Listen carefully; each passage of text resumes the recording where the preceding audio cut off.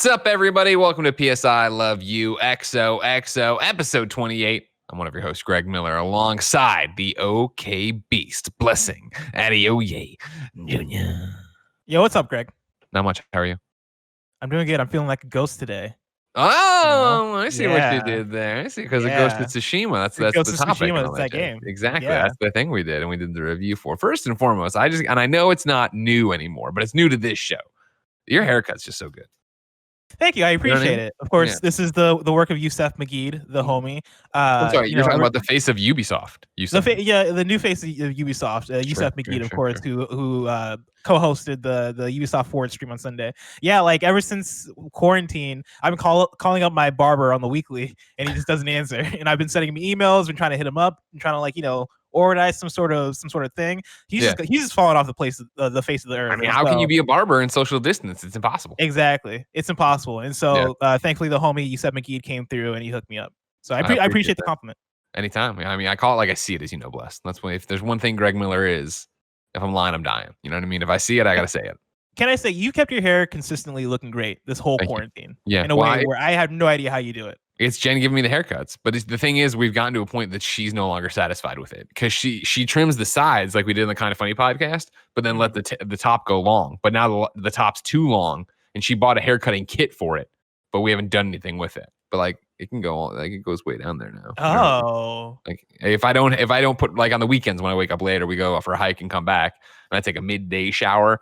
If I'm just chilling around, I'm not going to put product and all the stuff in my hair. But then I got to it's just in my face all the time. I got to keep pulling it back. And the other day she said you can almost man bun it. And I'm like, I will never man bun it. I'll shave it off before I man bun it. I think you would look great with a man bun. But do you have the fear that like she might fuck it up? Because that's been my whole thing with like my friends wanting to cut my hair. Because I had multiple friends like offering to help me out, specifically Belinda and Yusef. Yeah. And I've been having this back and forth with Belinda of you've not cut hair before. Yeah. And she's like very willing to do it because this is the thing that she's wanted to do. And I'm like, Belinda as well as I do, that what would happen is she would start cutting your hair and then she would start crying because this is such a special moment for her. You know, exactly. Like she's watching the Disney movie. Got her. Here's my thing with Courtney on the ones and twos from kindoffunny.com. How are you? Yo, what's up? My thing with letting people cut your hair. When it's their first time, maybe not, because I will say Alyssa has been my hair cutter for several years. Sure. The first time I let her cut my hair was the first time she had really cut someone else's hair, and she had accidentally shaved off a part, and I was like, all right, well, this is going to look stupid to shave my entire head.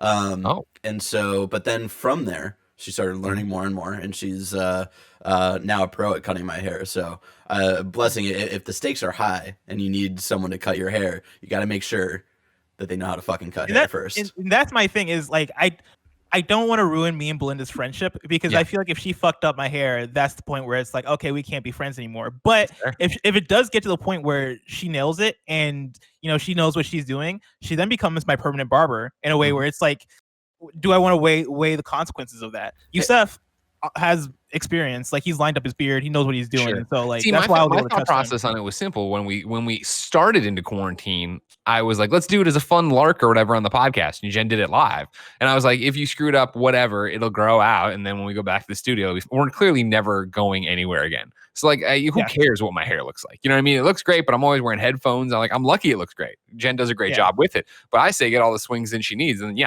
think I'm ever paying for a haircut again? That's silly talk now. You know what I mean? Like, I'm sorry that would be akin to if I really liked corn, and then during this pandemic, I couldn't get corn, but I learned how to grow corn in my bathtub, and now I have an unlimited supply of corn in the bathtub. Yeah. Why would I ever buy street corn again if I have bathtub corn? No, for sure. Why is it street corn? Why is it street corn? I need to know this. Because I'm getting it off the street, Barrett. I'm buying it from one on the street. Where are you buying your corn? I'd rather not give out my corn distribution networks. All right? Like, where I get it is where I get it. That's my business. Ladies and gentlemen, if you didn't know, this is PSI Love You XOXO. We are your weekly PlayStation podcast. We get in here each and every week, talk about the nerdy things that make PlayStation. You enjoy it and everybody has a good time. If you enjoy the show, you can head over to patreon.com/kindoffunnygames, where you can be part of the show by giving us your questions, your comments, your concerns, and of course, your PSN name so we can look into your trophies on PSNprofiles.com. Of course, you can also get the show ad-free on patreon.com/kindoffunnygames. You can watch it live on patreon.com/kindoffunnygames, like so many of you are right now. And I forgot to open up the YouTube thing so I can see the chat every so often, call it who's watching it. You can watch it with the post show we do exclusively each and every week. And of course, you can just have a good old time. Blessing, you just put up another episode, right, of Bless Up. That's over there, the exclusive patreon.com/kindoffunnygame show. Yes. I guess you probably did yours like 14 days ago, right? I was gonna say, by just put it up, like 2 weeks ago. Yeah, I did. Greg Miller just put up his on patreon.com/kindoffunny because he's been running. It's been a busy June that bled into July, but I got there and I'll have another one up eventually. Of course, if you have no bucks to toss our way, though, it's no big deal. YouTube.com/kindoffunnygames each and every Tuesday. Usually, this is a very special episode about Ghost of Tsushima review, so we wanted to let the reviews get up so you could have questions about it. But we'll be back on Tuesday next week. Of course, you get a youtube.com/kindoffunnygames podcast services around the globe, roosterteeth.com. You know the drill. Housekeeping for you right now for this episode. As I said, again, this episode of PS I Love You XOXO is your Ghost of Tsushima questions answered. Of course, we're recording this on the day the review embargo lifted. So if you haven't seen it yet, youtube.com/kindoffunnygames. There is the Kind of Funny Games cast up with us reviewing Ghost of Tsushima. It's myself, it's Blessing, it's Imran, it is Big Dog, Kevin Coelho, out there talking all things Ghost in a spoiler-free discussion. This one will be spoiler-free as well, of course. We're not going to ruin any story beats for you. And there's some certain things we're not supposed to talk about, of course, as embargoes work. Worth pointing out while I'm thinking of it, too, then. Of course, we're talking about Ghost of Tsushima. That game was provided by PlayStation for us for review, FTC. So don't come after us, Federal Trade Commission. PlayStation sent that for review. I will also, I have my housekeeping notes, a simple thank you here. Ladies and gentlemen, I want you to know, my name is Greg Miller. You probably knew that. If you didn't know, also, I've been doing podcasts a long, long time now. 13 years of doing stuff professionally as my only job of just hanging out, talking about games, reviewing games, doing all that stuff. I don't use this lightly, and this isn't to blow smoke in anybody's ass. I have never had a more responsive audience than the PS I Love You XOXO audience. Like, I thought for sure, like, man, that's going to be tough. The reviews pop at 7 a.m. and we're recording this at 3 p.m. in the afternoon. Going to be tough to get quality questions in here, insightful questions. No, there's dozens and dozens and dozens and dozens. This has been the way, the entire way PS I Love You XOXO Volume 2 has gone. You guys have been crazy about getting in with your good questions, having actual insightful things to say, questions I wouldn't have thought to answer. Thank you so much for being on top of it that way. Thank you. That's awesome. Now, this is going to sound like I was I'm trying to get in your pocket. I swear I wasn't. Speaking of responsiveness, Gregway, next week's PS I Love You is going to be one you don't want to miss. And it's going to be, if you're dedicated, one you don't want to miss live. We don't, make a big deal about it. If you're a silver member on patreon.com/kindoffunnygames, you can watch us record the show live every Monday at 2 p.m. Pacific time. Next week, we're going to do something that I have a feeling is going to be very long and might get into 2 episodes, but we'll see. Blessing, I pitched you this idea that now that Ghost is out, and I'm using that in quotes, we've played it by, Tuesday, you'll have started it, hopefully, PS I Love You audience. It's time to decide what is the greatest PlayStation 4 exclusive. Oh, man. And the way we're going to decide it, Blessing, is a March Madness style bracket tournament. Oh, man. So we're going to get all the games together. We're going to seed them into brackets. And then we are going to go in and actually have this discussion between you and I where we pick it. Because it's our show, right? We're going back and forth picking what it's going to be. Console exclusive. Don't give me the shit Death Stranding's on PC now. Horizon's on PC. No. You know what I mean? You understand what we're talking about here. Where does Nier Automata fall? Because that was PS4 exclusive, but then came to Xbox later. I think that's done then. That's done. Out the window. All right. Fair. Smoke. Fair. You know what I mean? It's smoke. We're going to come in and do that. But the thing is, since there's 2 of us, I'm sure we are going to be deadlocked on things. When that happens, I'm going to turn to straw polls in the YouTube chat. So if you want to go to patreon.com/kindoffunnygames, we will need you watching live next week. Again, silver tier members are the ones who get to watch the show live as we record it. Again, no pressure if you don't want. I'm not trying to upsell you here. If you're one of the dedicated people like Mike L, my dog Nick 96, Demetrius Newell, of course, you're going to be here anyway. But we usually don't do much with the live stuff. For this one, it's something different. I thought it'd be cool to get everybody in there and have a chance to do it. So we'll see what's up. A live March Madness bracket where the chat participates? Huh. Sounds Cameron familiar. Kennedy says, Barrett Courtney style bracket tournament. Never. Courtney. Oh, man. You do Barrett that? Courtney invented brackets? I didn't invent the idea of brackets, but having chat participate in a live video game style March Madness bracket? Huh. Sounds familiar. I look at most kind of funny content. I haven't seen it up there. Oh, yeah. Yeah, it's probably on like an independent channel where it's like way more fun. But I feel and you're so dedicated. You're so dedicated. Our company, you wouldn't go make content somewhere else. You have a third channel. YouTube.com/kindofbarrett. No, of course. I mean, Barrett does a whole bunch of bracketed stuff. Twitch.tv/sadboybarrett. Go support him. But yeah, it's funny when I thought of the idea, I thought I was just ripping off a million other things, not Barrett. But I guess it is very similar. But again, we're only going to the chat for straw polls when we're deadlocked. Really cool. I have the question for you: how you guys see it when you guys figure out the games that are going to be on this? How are you seeding it all? My thought was this. And this is a good discussion. I'm glad you asked it, Barrett. This is why you get to work it kind of funny. Is that we need to do it ahead of time. Otherwise, we at it forever. And I would think what we need to do is see how many exclusives we can come up with here, get it all together. And then I was thinking Metacritic could rate them. We could use that. Interesting. That could actually give you your seedings there and give us some interesting exclusive rating. Because it's already picking them is already going to be based, opinion based already, right? And I'm sure we're going to piss a lot of people off with some of the choices we make. So with that in mind, I feel like there's got to be some other way to get him in there to actually figure out who's a number 1 seed, who's a number 16 seed to go at. So that was my idea. Smart. Cool. So there you go. Next week, that's happening. This is one of those weird ones because, of course, we're recording this live in front of you on patreon.com/kindoffunnygames right now. So I'll just say this. When this posts, not even when it's posted, I guess. But look at Kind of Funny social feeds on Wednesday. Just go look at twitter.com/kindoffunnyvids and see what time it is. I think maybe more like 9 o'clock. Be looking around for stuff, or just catch Games Daily on Wednesday. Something's happening. Yeah. You could also be like our Patreon producers, James Hastings, Sancho West Gaming, Julian the Gluten-Free Gamer, Delaney Twinning, Jeffrey P. Long, Jesus Barrio, a.k.a. Bentfork PR, Skin Tight Salmon, Game Jumper X, and of course, Mohammed, a.k.a. Momo, all went to patreon.com/kindoffunnygames and supported us at the Patreon producer level. That means they, of course, get their names right on the show. They don't have to worry about ads. Speaking of ads, our sponsor is youtube.com/kindoffunnygames, but I'll tell you about that later. For now, let's begin this week's X's and O's. Now, Bless, here's where I'd usually toss it to you and you'd tell me some news and we would go through and explain it. But again, special episode. Ghost of Tsushima review embargo is up. We can finally talk about this game.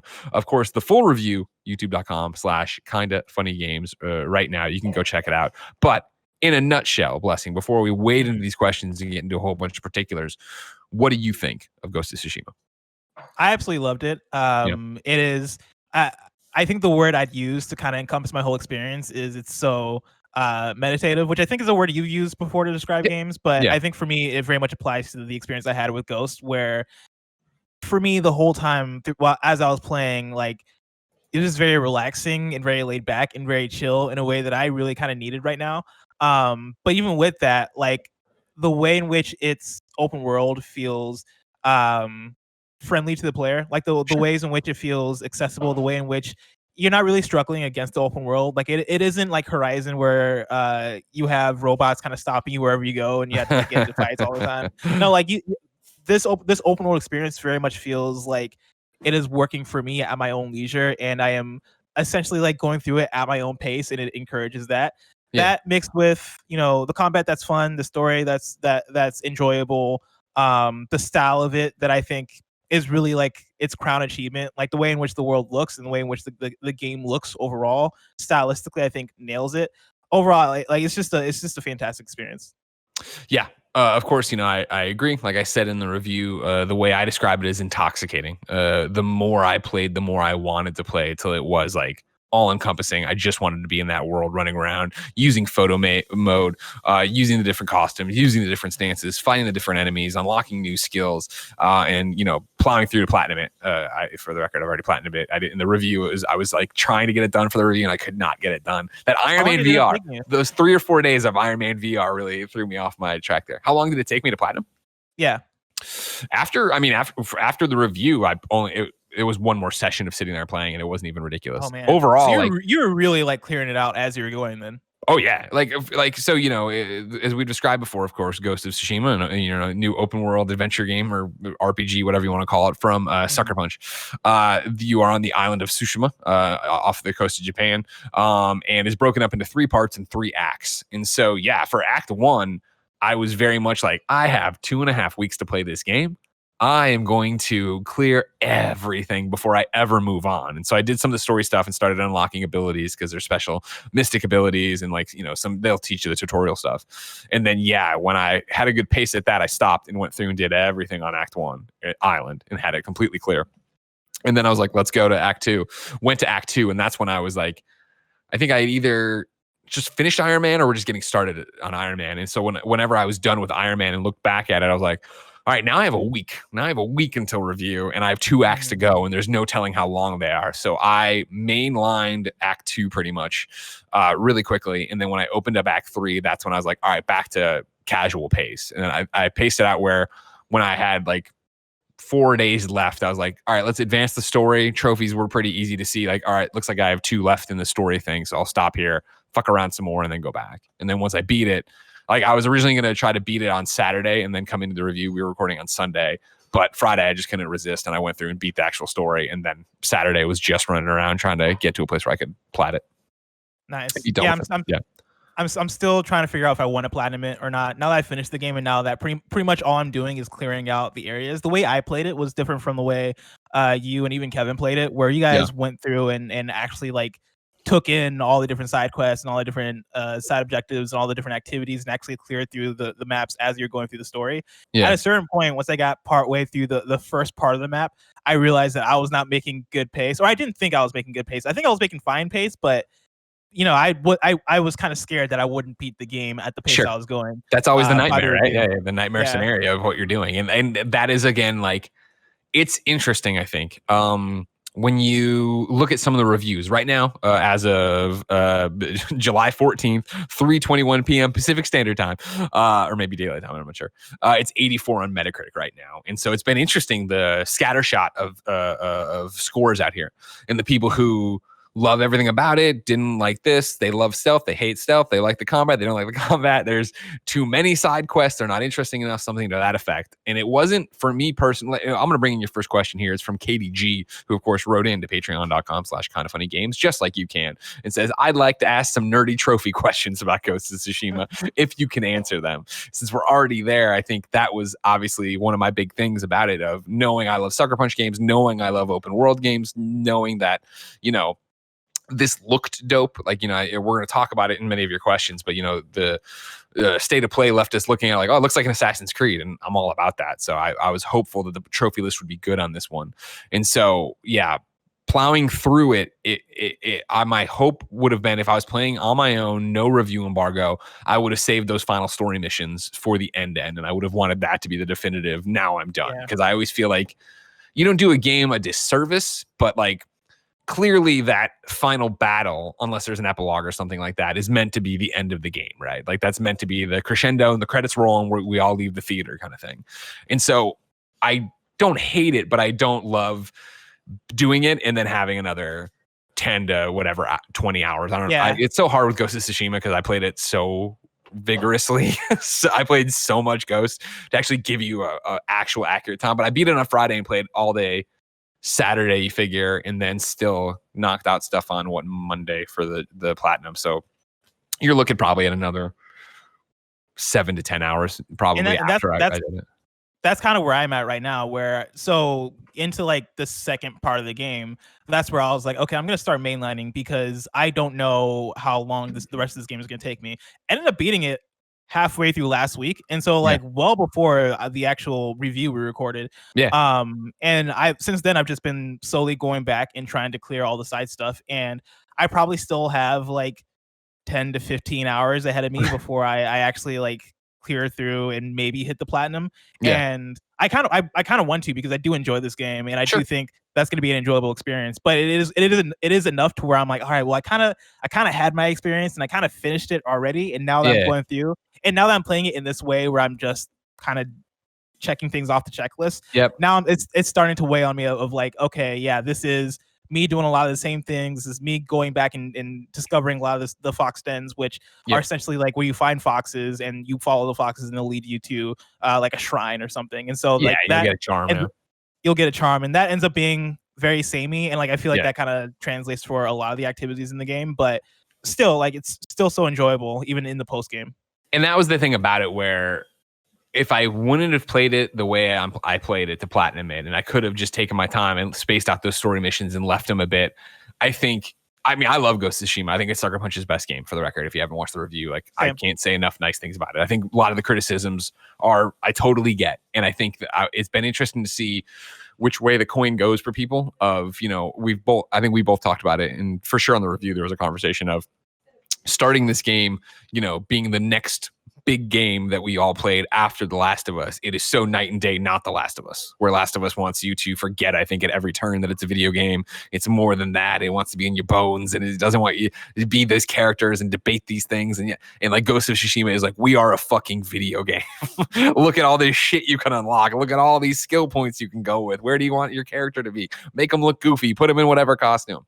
And that was such a radical shift, but after I was into it and, as I said, drunk on it and kept playing it, it was that thing of like, fuck yes, of course, like Sucker Punch can do this and should do this. This is the game they wanted to make. And so, yeah, there's a bunch of game-ified things layered on top of it, and that works and is great. And I think I enjoyed the combat so much and the traversal so much and everything about upgrading so much that it didn't bother me that I'm clearly in a video game doing a bunch of stuff as a samurai. And I know might sound weird, but I think you follow me on what I'm saying. Yeah. A question that I'm going to ask you, and I haven't read any of the questions, and so maybe somebody asked this. Sure. But a question I want to throw at you in this conversation is, what is your biggest critique of Ghost of Tsushima? Because I think for me, as I've been playing through it, probably the biggest compliment I can give to it is probably almost my biggest critique, which is Ghost of Tsushima is probably the game that I've played since Breath of the Wild that feels like it emulates the most from Zelda Breath of the Wild, which for me, it was such an amazing open world game, which for me is now one of my favorite games ever. Ghost of Tsushima in so many ways while playing it reminded me of Breath of the Wild and how much it immerses you in its open world and in how much it wants you to really feel like you're a part of the world, right? Like with whether it's the wind mechanic where the wind will point you to whatever your waypoint is, or whether it's the fox stuff, or whether it's you following birds and that'll then guide you to an interesting point on the map. Like all that stuff feels like it is contributing to this wholesome experience of experiencing this open world and feeling like it is this explorative thing, as opposed to just like a checklist kind of thing. That is probably my biggest compliment to the game, but while also being the biggest detriment to it, because as I'm playing it, I really want to explore this world, and I really want it to feel like an explorative experience. But at a certain point, I hit that wall of being like, okay, no, yeah, this is a video game. Like this is like, it does boil down to checklists. It does boil down to the different camps and clearing that stuff out, and it does boil down to basically knocking out all your different activities, which on one hand is fun, but on the other hand, kind of left me wanting so much more.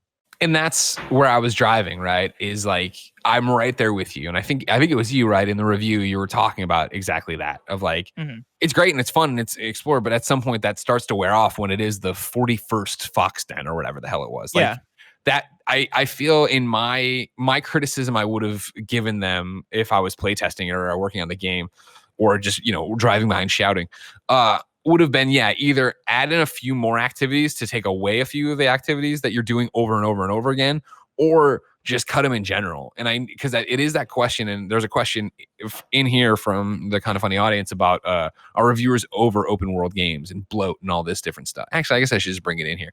This is all one giant conversation. You know what I mean? I love it. Yeah, man.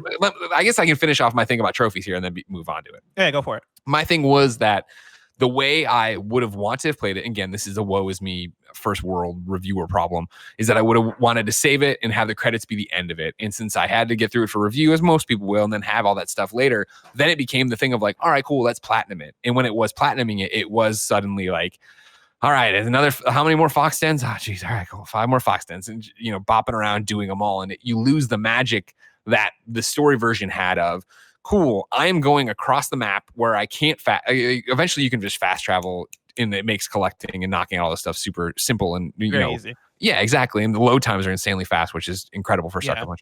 But like in the beginning of the game, it is okay, cool, I have to go talk to Lady Masako and she's across the map, and you ride that way and the fog of war goes away and you see a question mark, or you get into a battle and you beat the Mongols, and the hostage they have tells you about a secret that'll make it easier, and you're doing that thing where it's, oh, this is so organic and I'm moving around, blah, blah, blah, blah.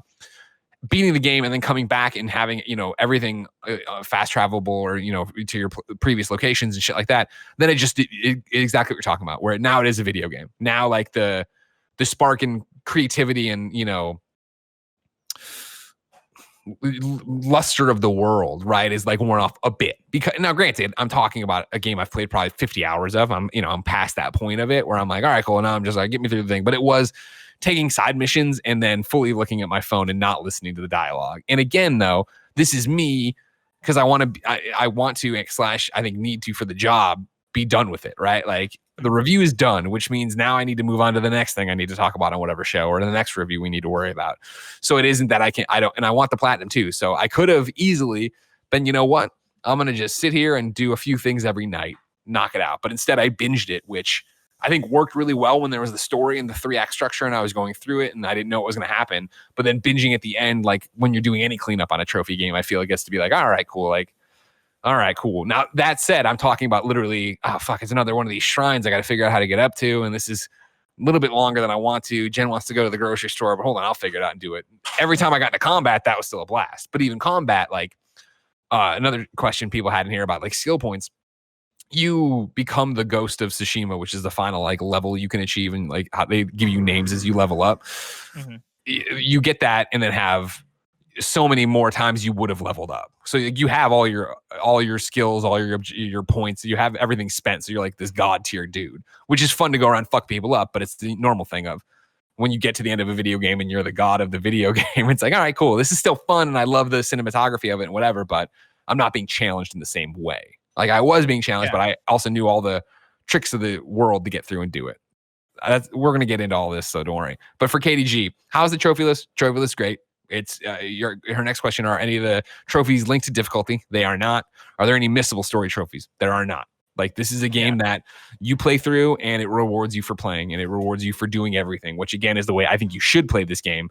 Maybe pace it out more than I did in this whole run up to it. But no, I think the trophy list is great. I think it's not an easy platinum because it's going to take you 50 hours or whatever, but it's not hard in the way there's like some trophy that's completely, oh my God, how am I going to do this? I have to do this over and over again. That's not what this game's about.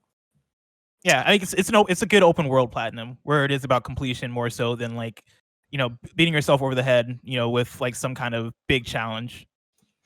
So now I want to go to Cameron O'Neill, patreon.com/kindoffunnygames, who wrote in and said, are reviewers done with open world games? In reading over the reviews for Ghost, it seemed the most common critique is that it is a large open world game with side quests. Do you think this open world fatigue is due to reviewers playing more games than the average gamer, and does it reflect the majority or just the vocal minority that play every single game? Thanks for all the hard work. With love from Seattle, Cameron O'Neill. Blessing you. You were living in Seattle before this. I was living in Seattle before this. In fact, I think I know Cameron O'Neill. I'm pretty sure I've gotten a drink with Cameron O'Neill. Yeah.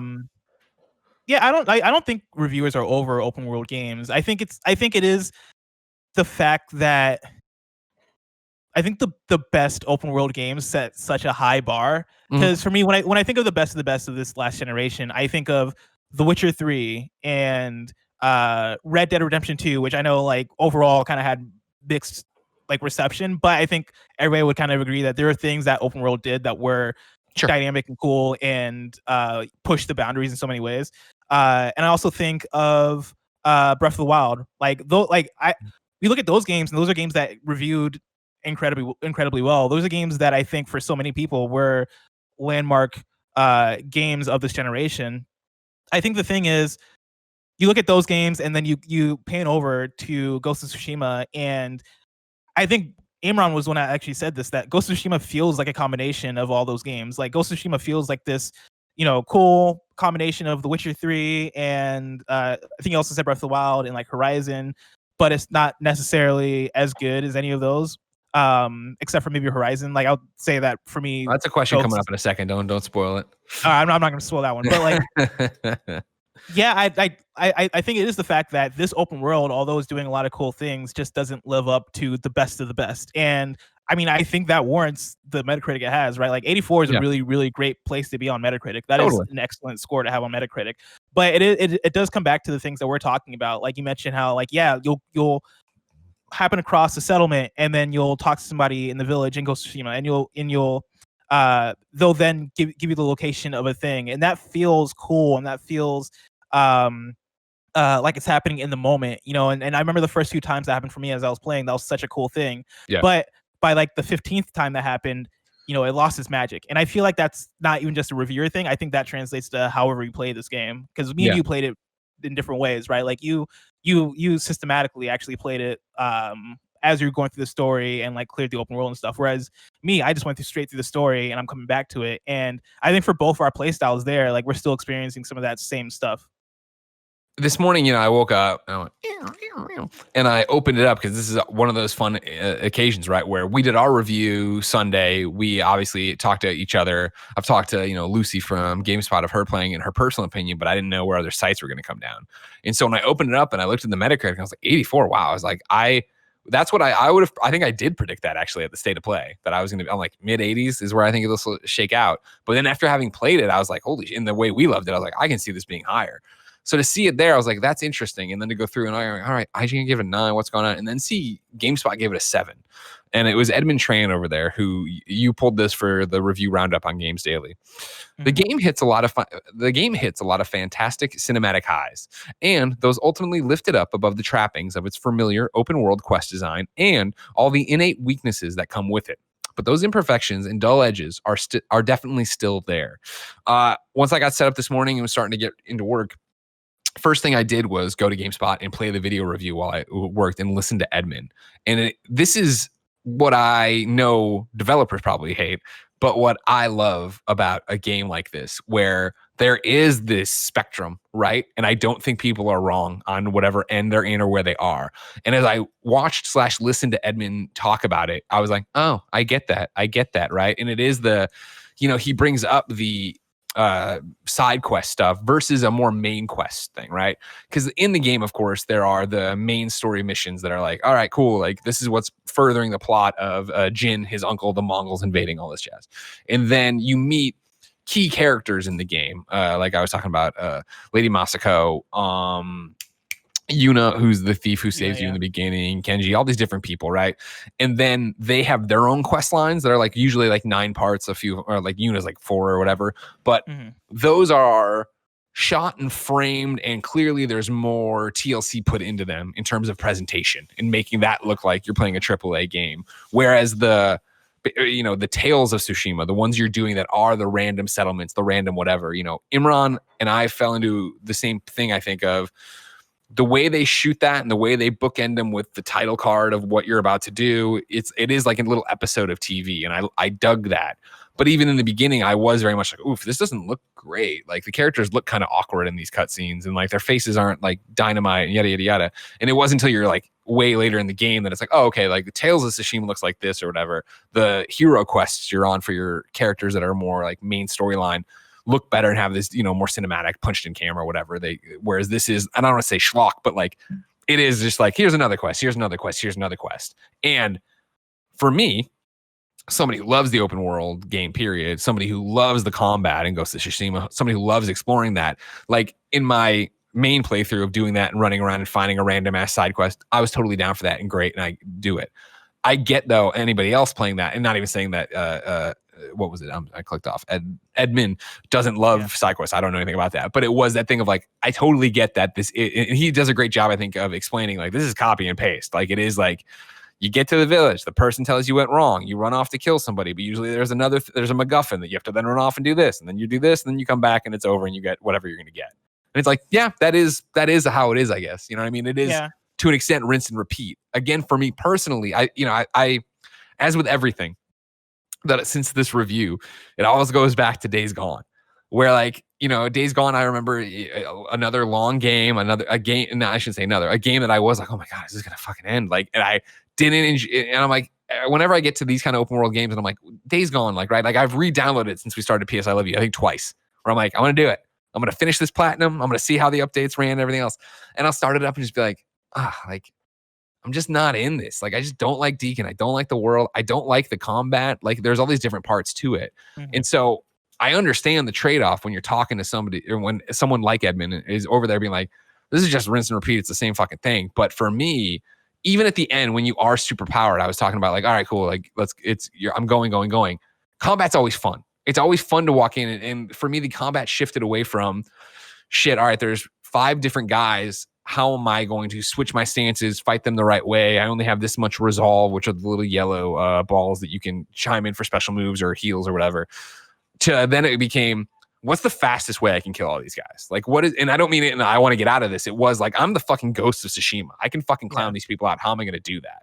And there's that weird thing of just, I guess, how much you love the world and how much you love the combat and how much you love that for me outweighed quest design. Where don't get me wrong, like, you know, we did the Ubisoft Forward this past weekend on youtube.com/kindoffunnygames. You can see me and Barrett talk about Assassin's Creed Valhalla and the way they're doing side quests, which I saw GameSpot say there are no side quests. I'm like, the way they're doing side quests is more mysterious, where you show up and you don't know what you're going to get. And I referenced, you know, granted, it's my first hour with that game, maybe, and by the time I'm 50 hours into Valhalla, I'm like, I know what this is going to be. But I walked in, started talking to a character, and she was a nun, and we're talking, and then she's like, wait a second, fuck you, and she pulled out 2 knives, and we were fighting, and I was like, this is fucking rad, right? Like, Ghost doesn't have that moment. It has moments where, like, the side quest narrative suddenly takes a turn, right? Bless, where it's like, okay, well, no, I wasn't, you're the bad guy, I was the bad guy. And you're like, oh, fuck, okay, that's interesting. But it is, I think, once you get going, you know what you're getting into. Yeah, and I think that's the big thing, and I think you said it well, that these things are going to weigh differently for different people, because I read so much of the critique and so much of the stuff that people had to say about Ghost of Tsushima and why it might not have lived up to their expectation, and like reading all of it, I'm like, yeah, no, I see that. Like, no, like I agree. Like for me, I think back to my experience playing, and I immediately did not like the combat. And coming out of it, I do now really like the combat, but I do still think combat can be so much better if they just added a lock-on button. You like want that lock-on so bad. I want the lock-on so bad. I don't understand why it's not there. But like, you know, that being one thing, and to the other thing that you were kind of just saying, right? Like a lot of the structure of it is formulaic. Like a lot of it does boil down to, all right, cool, talk to these people. All right, cool. Now go over there and kill some people. All right, done. Like that's kind of what so many of the missions boil down to, right? It's that, while also like maybe following tracks or maybe following somebody else. Going to a hilltop and hitting R2 to examine and just moving around. And it's like, I get what you're doing here, and I get that it's supposed to be strategic, but I don't. Okay, whatever. I mean, it's very much like hey, what is a mechanic we can put here that'll keep people interested enough, or that'll like mix things up just enough so we can get away with the copy and paste of it. And I think I definitely understand that as a thing for people to see and go, okay, well, that's kind of disappointing, because I think in so many cases, like, that is disappointing. But I think for me, the way it kind of weighs down is the game is still really fun. Like, despite that stuff, for me, the game was still very fun to play, and I very much enjoyed riding through that world and getting into fights with Mongols and doing all these different things. Like, the game at its core for me is still very fun, that I was able to forgive so much of the structure stuff. And I think that's, like, again, one of the most ringing endorsements I can give it is that, towards the end of this platinum, again, I just, I'm down to trying to find the final fox dens or trying to find fucking statues to bow at. And like, all right, cool. Like, it's just like, whatever. But like, I want them to announce DLC. I want them to announce that, hey, we're going to give you a new game plus, and it's going to have a new trophy list. I want there to be, we're giving you stories in Tsushima that are, hey, more like the hero missions that I was talking about, right? Where we have a main character and a quest line to run through. Like, I want to do more in that world. I won't, because we're just so busy, but I was like, man, like, I guess I am at streaming embargo. I could just start a new playthrough and fuck around, but it's like, no, you know what I mean? like it's like, but I do want that. I do want more in that world. I hope they give us more and they do some updates for it, or I guess don't, and just leave us wanting more for the sequel, if you assume there will be one, which we can talk about. I was gonna say, does somebody write in a question asking that, or should I just ask so that right many now? People wrote in. Let's go to pretty smooth flying fox, who wrote into patreon.com/kindoffunnygames and says, hey, Bless and Greg, without spoilers, do you think Ghost of Tsushima should have a sequel, and should that sequel follow Jin? Historically, the Mongols invaded Japan twice, once in 1274 and a second time in 1281. So they could keep with history if they made a second title. I'd also like to point out that Sony seems to be in a great position for sequels. God of War, Days Gone, Spider-Man, Horizon Zero Dawn, and potentially add Ghost to that list. Each one has figured out their core mechanics and could knock it out of the park with next-gen sequels. And all this without mentioning Gran Turismo, Ratchet & Clank, or the heavy hitter that is Naughty Dog. What a bright future. Blessing, without spoilers, do you think Ghost of Tsushima should have a sequel? Yeah, without like giving any context to where Jin's fate is, or where Jin's fate ends up, I think 100% this game should get a sequel, and I am very excited for what the sequel can be, and I think it will get a sequel. I do too. Yeah, I mean, and I don't think there's any risk of spoiling stuff like that or whatever, but like, yeah, I know, but everybody's different about spoilers, right? So I understand, like, yeah, whatever, but like, yeah, no, I'm not going to do it. But like, yes, I think Ghost of Tsushima definitely deserves a sequel. I think it will get a sequel. I think that, like, I'm sure Sucker Punch wants something more than an 84 for Metacritic, but again, the excitement around this game has been palpable, and that's not unheard of, obviously, but it is awesome for a new IP. It is awesome for a weird genre piece that, like here's this samurai game from Sony first party that is like this, that, and I'm not even trying to be SJW Greg Miller, even though I am very much SJW Greg Miller, but like it's, entirely Asian cast. Like we're not like, we're not trying to fit in big name voice actor white guy we're not pulling a Last Samurai. Troy Baker's Tom not Cruise. Playing Jin. Yeah, exactly. We're not trying to pigeonhole something in here to put a more affable face on the box or whatever, or something you recognize more, connect more. Like this is a swing for Sony, and I think it is a home run for them. And I know that, like, I'm sure Sucker Punch would love 10s across the board, of course, and but there's something here, and this is a great game, and I think it's a great world. And I think, to think about the fact that this is their first shot at it. You know what I mean? Like this is them coming off of Infamous and before that Sly to come in here. I definitely want them to refine all the ideas we're talking about and give it more variety for the collectibles you're running around and doing, and see what that becomes. And so I definitely think you will. And I should it follow Jin like we talked about in the review, right? Is that for me, like this is Jin becoming Batman. And I know one of the things I've seen in the reviews from people are I didn't connect with Jin. I didn't like Jin. I think that actually you might have said that too in our review, that he just never struck a chord for you.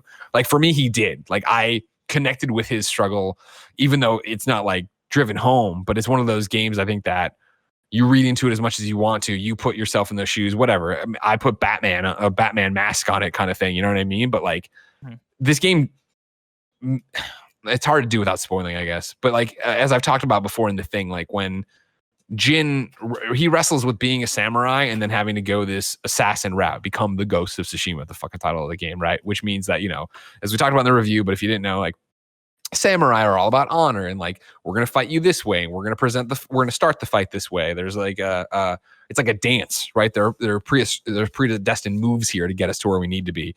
Whereas the Mongols don't fight that way. So Jin needs to kind of take on these less savory. It is very Batman. It is very Batman, and that is like the thing that I liked about the character is that like, they played with the idea of how far are you willing to go, to protect your people, and I think the way they grapple with that is really cool. And there's that conversation, like, obviously Jin kills all manner of motherfucker in this game, but there is a similar conversation to the Batman conversation of like, what's the line kind of thing, like what is victory without morals? You know what I mean? Like what do we do this? We're doing this at any cost. Are we any better than them? Like that's a theme that some of that isn't exactly spoken, but is wrestled with and resonated with me as a fan of superheroes. Cause like, that's the other thing too. Like, this is a motherfucking superhero game, even though it is not Cole out there with lightning bolts shooting out of his hand. Like, and I love that. And and I'm sure it's interesting because I think the people behind this at Sucker Punch clearly have such a love for samurai films and fiction and comic books and manga and all that stuff. And like, I've never had a taste for that. And now on the other side of it, I want so much of it. Like, I want to go watch the movies that inspired this. I want to read the books that inspired this. And that's my thing. Like talking about, like the story and how the themes resonate and stuff. Like I really, really liked the story. Like even despite how I feel about Jin, like I think Jin's fine. I don't think he's bad by any means, but for me, he was just kind of uninteresting. That said, the story I think is really good, and I think for me, the thing that I kind of wrestle with that I think is less so like a me coming into it thing and more so of a how does it stand against other samurai fiction things. I know I know they have those struggles in samurai fiction. I know this is a thing that comes up in terms of honor, in terms of how will you protect your people, in terms of fighting and all this different stuff. And so it's hard for me to really judge okay, how does this actually stand up? But I know for me, as somebody who is fresh to samurai fiction, this felt really cool. Yeah, no, totally. And that's the thing. I didn't know any of that coming in. Like I totally was just like, oh, okay, cool, samurais. And it was like, to connect on that, that was what I was driving at in terms of Jin in the story. And I've mentioned it before, but like there comes a moment where Jin is like, all right, like I have to do this kind of thing. And when he did that narratively, it changed the way I played the game. Where I thought it was a very interesting struggle early on, and I was trying to be more samurai about all the situations. And there isn't, I remember we got confused about this coming out of State of Play, and it was something the industry in general kind of got confused about. Like, there isn't the light and dark like Infamous. It isn't like you're either samurai or you're a ghost. Like there's no meter. There's nothing like that. It's not wagging its finger at you for doing anything. But I played it in the beginning like there was. And so when Jin was like, this is how it's got to be, I was like, yeah, all right, this is how it's got to be. And I became the Ghost of Tsushima. And like, that's a rarity I feel in a video game where the beat they did narratively then affected my gameplay. Not because the game said, hey, it's actually, very much, the opposite of Infamous, where like I always talked about Infamous. I'm like, well, at the front, why don't I just say I want to be good or I want to be bad? Like, why am I doing these choices? Because 5 hours in, am I really going to suddenly pivot to the other character? No, like I'm doing it this way. And so to have this one not have any leash on me, but make me go, oh, okay, cool. And now the gloves are off and I can do it this way, worked for me. And I like that about it. As I was playing, it kind of fooled me because I want to say when I was approaching like Act 2 of the game, that's where I had the question of like, all right, is there a meter? Like, are they secretly measuring how I'm playing? Because I did notice that the more and more that I kind of gave into, all right, fuck the samurai shit, I'm going hard. Like that's the more and more in the story that kind of reflected. And I actually ended up having to I asked somebody else who was playing the game. I was like, hey, like, are you noticing? Does the game keep track? Because I noticed that like in this scene, this person mentioned this other person that like the things I'm doing. I'm like, and they're like, no, I don't think it does. And I was like, yeah, I don't think it does either. And so like, it's really cool to see how they kind of ping pong it as you go, like that progression of Jin as a character and how you play as a player in a way that works. I don't know if it's going to work for everybody that plays. I imagine it's going to work like that for most people. But yeah, the more and more I played, the more and more I felt compelled by the narrative to play a certain way because of what was going on in the story, which is like a really cool thing. Yeah, no, it's awesome. And I think that's something special that they did there, and I don't want it to be overlooked in that way. Yeah, like I want to toss in another question here because this is an interesting. Oh, sorry. But I want to actually circle back to that original question of the sequel thing one more time because I do want to add, because I started off in the Gamescast review saying that like I think Ghost of Tsushima is a great first game in a franchise, and throwing story stuff aside, I think in terms of world design and in terms of mechanics and systems, I think I'm really excited for what Ghost of Tsushima can become because I think they have such a solid foundation here, and the idea that they're going to build off of this, or that they can build off of this, and maybe add in more variation and add in more interesting combat mechanics, and like really polish and further what they have. I think Ghost of Tsushima 2 is going to knock things out of the park if they get it right. Yeah. Now, in the same vein, Kendrick Luckenbach wrote in to patreon.com/kindoffunnygames and says, hey, Greg and Bless, do you guys think that Jin Sakai will be the next PlayStation All-Star protagonist? Will he join the side of Aloy, Deacon St. John, and Abby as PS4's heavy hitters primed for future appearances in sequels or as Easter eggs in other games? My hope is that Jin gets a whole trilogy to see himself grow. As somebody who didn't love Jin the way I did, do you see him having... Do you think it's going to be towards me or towards you in terms of the resonance of him? And do you think people will find it and attach to it? I mean, Deacon St. John is the dude from Days Gone, right? Correct, yeah. If we're including Deacon St. John, I think Jin is going to make a fine addition to the PlayStation. You're telling me you think of the wall of PlayStation icons, Deacon St. John doesn't immediately jump to it. I'm going to kill these fuckers after what they do. I'm going to fucking fuck them up. I'm going to fucking fuck. I feel like most people aren't going to be blown away by Jin's character, but I do think Jin will still stand alongside all these other characters, right? Like, if we're talking about the character themselves, I think Aloy is more interesting than Jin. I think Nathan Drake is more interesting than Jin. I think like there's so many other PlayStation characters like Miles Morales or Peter Parker. Like I think all these people are more interesting than Jin. But again, like I don't think that then discludes him from being an iconic PlayStation character. I mean, I don't he's think going he'll be to number one by any means, but I think as you go forward and you talk about PlayStation Studios and Christmas cards and T-shirts and whatnot like that, I think Jin's clearly going to be that. It's either that or like the logo of the logo of the Ghost of Tsushima, which is those two triangles in the circle. Like, I think Jin has earned that place, and I think people are going to find things to love in him like I did. And it's very interesting because we're also, ladies and gentlemen, we're doing a spoiler cast here in a little bit. Not today, but like this week, we're going to do the spoiler cast with Nate Fox from Sucker Punch. And so we're going to be on there, and there's so many things that I think define him and choices that define him that I don't want to talk about here, obviously, that I want Blessing's thing. I want to know what he did in certain parts of the game. Like, I want to shake all that out to see how it fits. But I think people are going to find stuff in him. And I think just the fact that even if we're going to say he didn't connect with you as a character, you think he's milquetoast, you think he's tofu, you don't have any real opinion on him. I think how fucking cool he looks and how cool you feel playing that game and the ownership you have over what he wears and what colors it is. And I think that will make people remember him fondly. You know what I mean? Like today, the reviews and popped, and then a Funko Pop put up like, here's the exclusive fucking Funko Pop of Jin from game, and he's got the blood. And I was like, click buy. I was like, yes, I want a Jin thing on my fucking other Funko Pop stage or whatever, because like I have such fond memories of him and doing all that stuff as him. Yeah, I can see that. And like I think with the customization aspect of it too, where you can equip different gear and all that stuff, like Jin as a character visually looks cool, or at the very least has the capacity to look really cool in the game.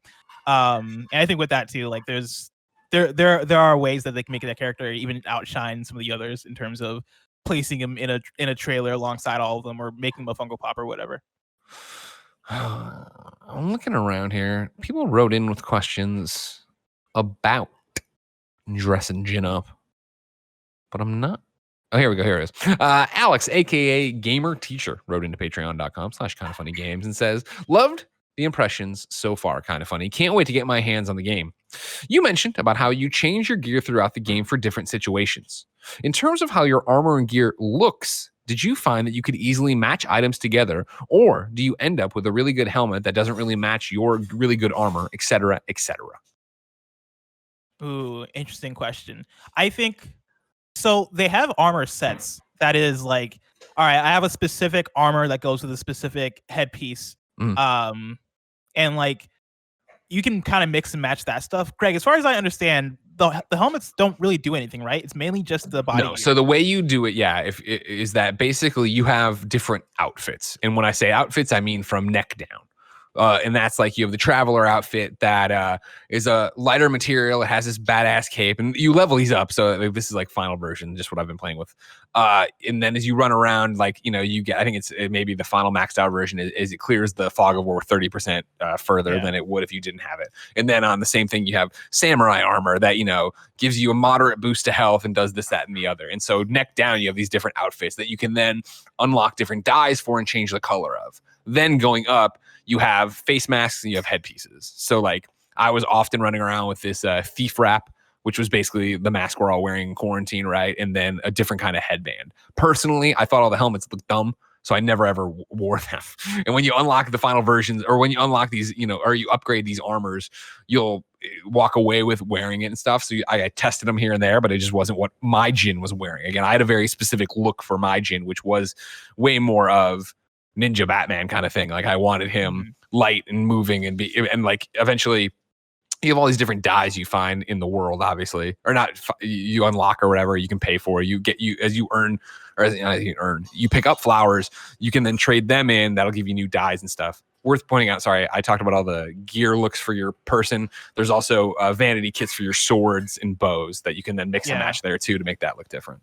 But eventually, like I found the black dye armor, the black dye merchant and the white dye merchant, and I was like, oh, this is what I want. Like, I just want a basic monochrome. Oh, you went all black. Oh, hell yeah, I did, dude. Damn. I did that, and then if I was feeling squirrely, I would put on the gold headband with little bits of black in it. You know what I mean? Like that would be the pop of color. Like, yeah, I was all about like I wanted him to fit. Like I was doing the full on ghost shit. So I was like, he's gotta be in the shadows. I don't want anybody to know. Not that this affects at all. Color doesn't affect them seeing you. Yeah. But in the Greg Miller narrative, I'm writing in my head about Jin. Oh, this is what it's gotta be.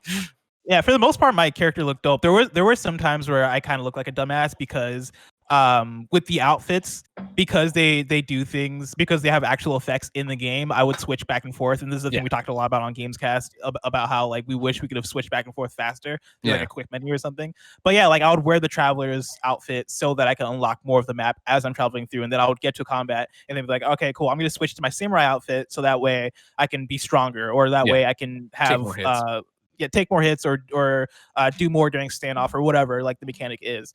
And so like as I'll switch back and forth and then not change my headgear, I would then come off like I'd be wearing like my samurai like helmet and then like my traveler outfit, and it just looked off. Totally. And so that would happen from time to time, but for the most part, like I really like the customization. Like you said, there's a lot to do there.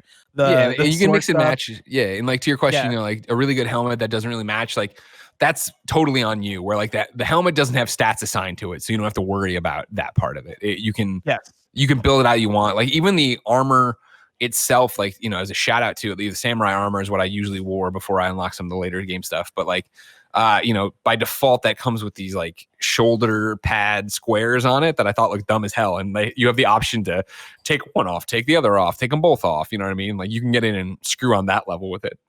And there, you know, there's various levels of that with each one of them, but I appreciated that even that was thought of. And then like there's also like you mentioned the headbands, and I think I don't know if you unlock all the headbands the same way, but there was a way that I unlocked a couple of headbands that I thought was really cool, where you basically add meaning to your headband through writing a haiku, like as like a discoverable thing to do in the world. I really liked all that stuff. Like all the cosmetic stuff I thought was done super well. Yeah. As usual, you know, back to the thing of like you can switch the stances for who you're fighting so simply. You can switch. There's lots of buttons you were complaining, I think, on the review. You can switch your throwables and your arrows really quickly. From bows, and you can switch like your throwable thing, but then you can also switch the type of bows or type of thing that's in your throwable thing, and then you can also switch your quick throw thing, and then there's a lot. But that said, the one thing is I want to see in either a patch for some reason, or if they were just going to do when they do the sequel is quick equip loadouts that I can switch right there, because it was like I was like in the first 30 hours insistent that if I'm on the horse riding somewhere, I'm wearing the traveler's garb, because it not only does it clear the fog of war, it also vibrates when you're near artifacts. But it got to be such a hassle of like, all right, I fought a bunch of people, so I'm in my samurai outfit. So I go to the pause screen, I put on the traveler's outfit, and then I go back to the horse, and then I'm riding, and then I'm in a standoff. So I go back to the start menu, and I put this in. It was like I kept doing it because I wanted the buffs, and it loads really quickly, but it was like, come on, there's got to be a better way. We must have known this at some point, right? I do want to shout out. I know we complain a lot on Gamescast about the control scheme and how there were so many different things you could do on that controller as far as like switching things around. I do want to shout out how well they use the touchpad, because they made it so that like the different ways you swipe on the touchpad have different functions in the way that I think in The Witcher 3, if you like swipe up, that then brings up your map. I love when games do stuff like that. Yeah. And like this game, if you swipe up, that is what activates your wind, which then guides you to where you want to go. And it's such a smart use of the touchpad that I wish more games do. Like I understand why third-party games don't necessarily do it, because you can't really translate that to an Xbox controller, and you want to have you want to make it easy and make everything the same. But I really do like how they use that in the game. And again, for, you know, and if like this is. Yeah, I mean, like, this is an open world RPG, right? That's what we're calling it. You call it open world action RPG? I've been thinking about that a lot, because I would call it an open world action game with RPG elements, which I know that sounds fucking stupid, but it's not Witcher, but it's also like not Spider-Man. You know, like you're taking in quests, but like you're not leveling. Like leveling is kind of the thing that I see as my differentiator. Like you don't go from level 1 to level 2 to level 3, and that's kind of what. But you do. They're just titles, though, right?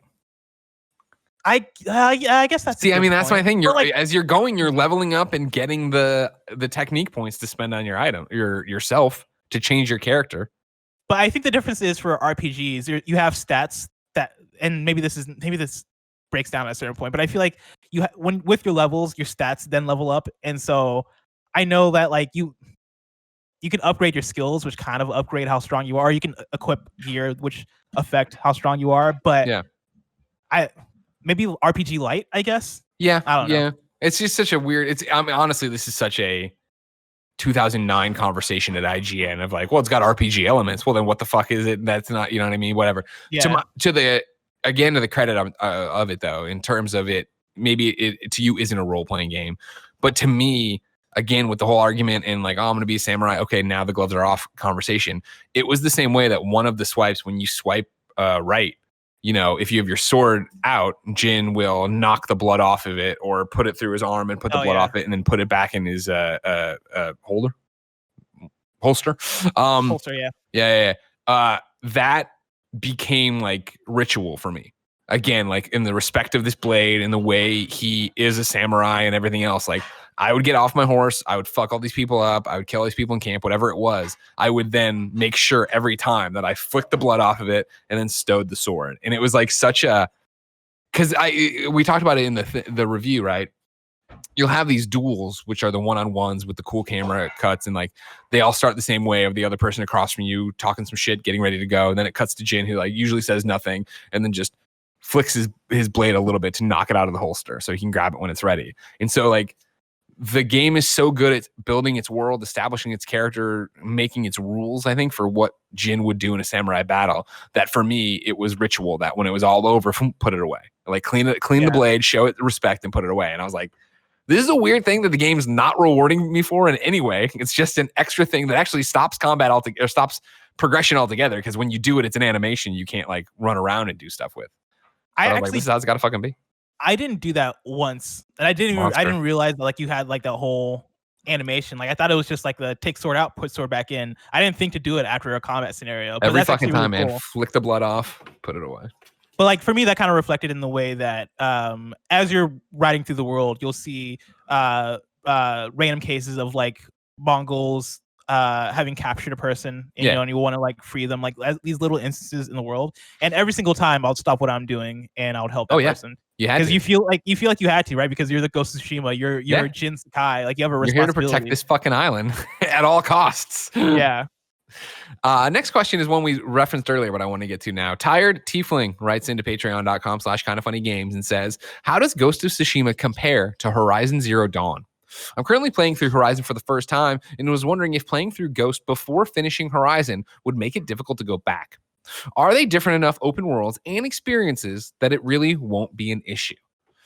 First off, my top of the line advice would be finish Horizon. Like I hate juggling multiple games, and going like trying to play Assassin's Creed Valhalla after 40 hours of Ghost of Tsushima almost broke my brain, because like the attack buttons are not in the same spot. And I was like, fuck, I look like an idiot. But more importantly, Blessing, you've played Horizon far more recently than I have. What's your take on this question? Man, as far hold on. I'm like searching the question because I want to read it carefully again before I can read it to you. I'll read it to the listener too while you read it again. All right? Yeah, go for it. Tired Tiefling writes in and says, how does Ghost of Tsushima compare to Horizon Zero Dawn? I'm currently playing through Horizon for the first time and was wondering if playing through Ghost before finishing Horizon would make it difficult to go back. Are they different enough open worlds and experiences that it won't be an issue? So you answered that last question already, and I agree. I mean, as far as like, are they different enough experiences? They're fairly different. Like to me, they're kind of two different kinds of open world games, even though they're also very similar kinds of open world games. I mean, I think one setting obviously is very different, but then also the way in which you engage in combat is just so different. Like Horizon almost strikes me as Far Cry-ish in the way that the world is more aggressive to you. Like when you are trying to discover a new location, or if you're on the way to a new place, right? Like you're clearing that fog of war, but at the same time you are encountering machines that are stopping you at every point, and like you either have to engage or you're running for your life. It feels more brutal in that way, whereas Ghost of Tsushima, I'd say, is a lot more friendly to the player. Like you find encounters along the way in the open world, but you're not necessarily forced to interact with them. I mean, you see them when you're riding and you see Mongols with a hostage or people just passing through, bandits passing through. You get the up on the D-pad to start the standoff, which is the one where you have the the timed things to go through and slice them down or whatever. But if you just veer away, you're fine. They won't. You're fine. If they see you, their thing will start filling in. But you're gonna outride them. I never got towards the end there. Now, granted, I'm playing with a different armor that makes detection speed slower, that do all these things. But at the end of the game, when I was just clearing stuff, trying to platinum it, I would see them go and they would never give chase or even most of the time even catch me, notice me. Yeah, and there were even times where I would see wild animals out in the open world, Sure. and the bar would fill up, indicating that they saw me. And for most of the game, I would see that and be like, "Oh crap! Okay, now I got to run away from this thing." Until I realized that, for the most part, the boar, which are the main one that you'll see the bar fill the up piggies. for, they're running away from you. They're not after you. They will if you get close to them. They will. If you, I was with you of oh, what the fuck? Every time I saw them, I see it filling. I would shoot them to get the predator hides to upgrade my throwables or whatever. But then eventually I was I don't even want to. And one time I was doing other stuff and he just ran over and headbutted me. I'm like, all right, motherfucker. Oh, that's fine. But there are bear in the game that will attack you. But again, those are very few and far between. And so they're different in that case. As far as how does the game compare to Horizon Zero Dawn, I don't think this is going to be popular opinion, but I like this game more than Horizon Zero Dawn. I just enjoy being in this world more. I think both of them have their pros and cons against each other. I think I would say Horizon Zero Dawn's story is probably the better one, but this one spoke to me more, if that makes sense. I think Horizon Zero Dawn story is just cooler in terms of the reveals that happen and the cool story beats that happen, but I say this one just spoke to me more as a samurai story that with really cool characters. I think the combat in this game spoke to me more than Horizon's, but I can see an argument for people who would say that Horizon spoke to them more. It really is kind of pick which one speaks to you more. They're both, I'd say, on an equal footing as far as how good they are. Yeah. It's a tough one because I love Horizon, obviously, but I'm with you that I think this is the game I enjoyed more. And that's not to take away from Horizon Zero Dawn. I'm not trying to say it's crap or anything like that. But one of the things that I find interesting on reflecting about this, and granted, excuse me, it's been 3 years plus since I played Horizon Zero Dawn. So obviously it's all a bit fried up here from a million different things, but I feel Ghost of Tsushima is, and this I guess could sound like a knock, but it's not. It's straightforward in what it is. And it's this is the story, right? You are the nephew of Lord Shimura. He's in charge of this island. The Mongols have invaded. You have to rise up and stop this from happening, right? And that is the story throughout. And there are twists and turns and unexpected things. And the one day I told this during the review, but the one day Jen and I went to the beach and she was like, "So what's going on in the game?" And I ranted for 30 minutes about where we were and what was happening. The relationships involved with that and where they go from there, I feel from a story perspective are laser focused in terms of I understand the motivations and the characters and I remember where we're at and where we're going. Horizon is a game I totally fucking adored, but I remember enjoying Horizon's gameplay a lot and then how pretty the world was and that the story, if you wanted a golden path, it was super interesting. I remember that caught me off guard that I was that into the main story of Horizon. But that said, 3 years later, I'm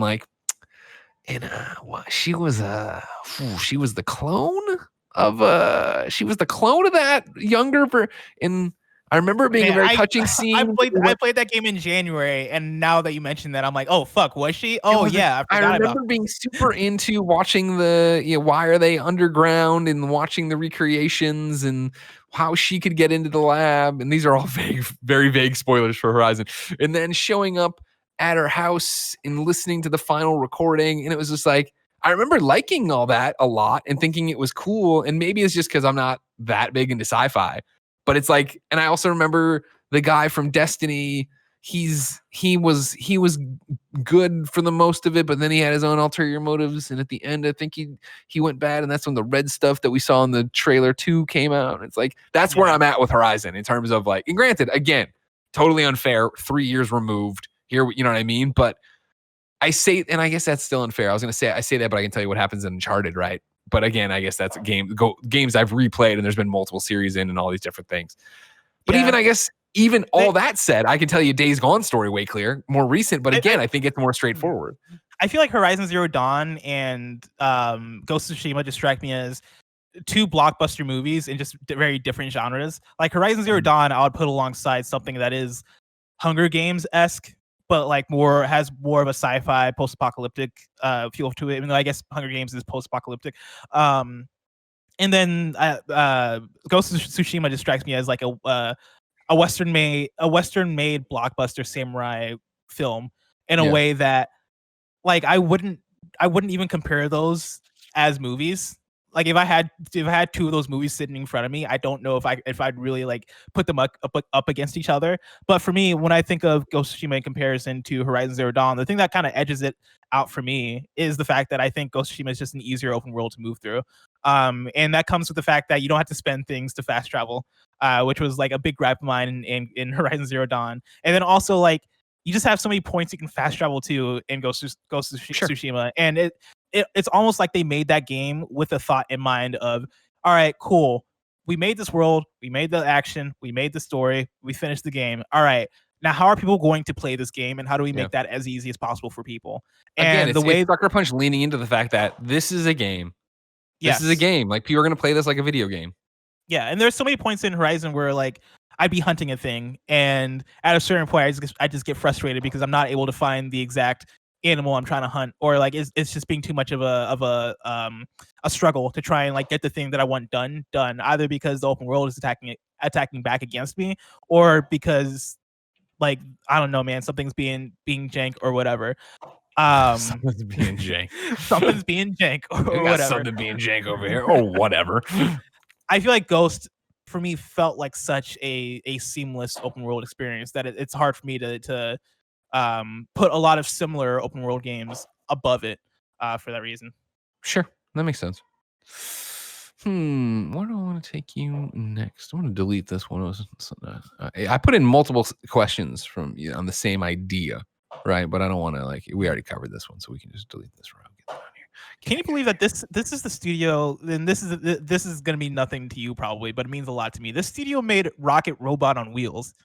Sucker Punch. It does mean nothing to me. You're right. They started with Rocket Robot on Wheels. I love greatness from small beginnings. Man, but yeah, what a small beginning. And yeah, they went on to make Sly Cooper and Infamous and now Ghost. And it's like the glow up. Wild, Joe Fayant writes into patreon.com/kindoffunnygames and says, "Hey, Greg and Blessing, my question is, how much of Sucker Punch's past games influence Ghost of Tsushima?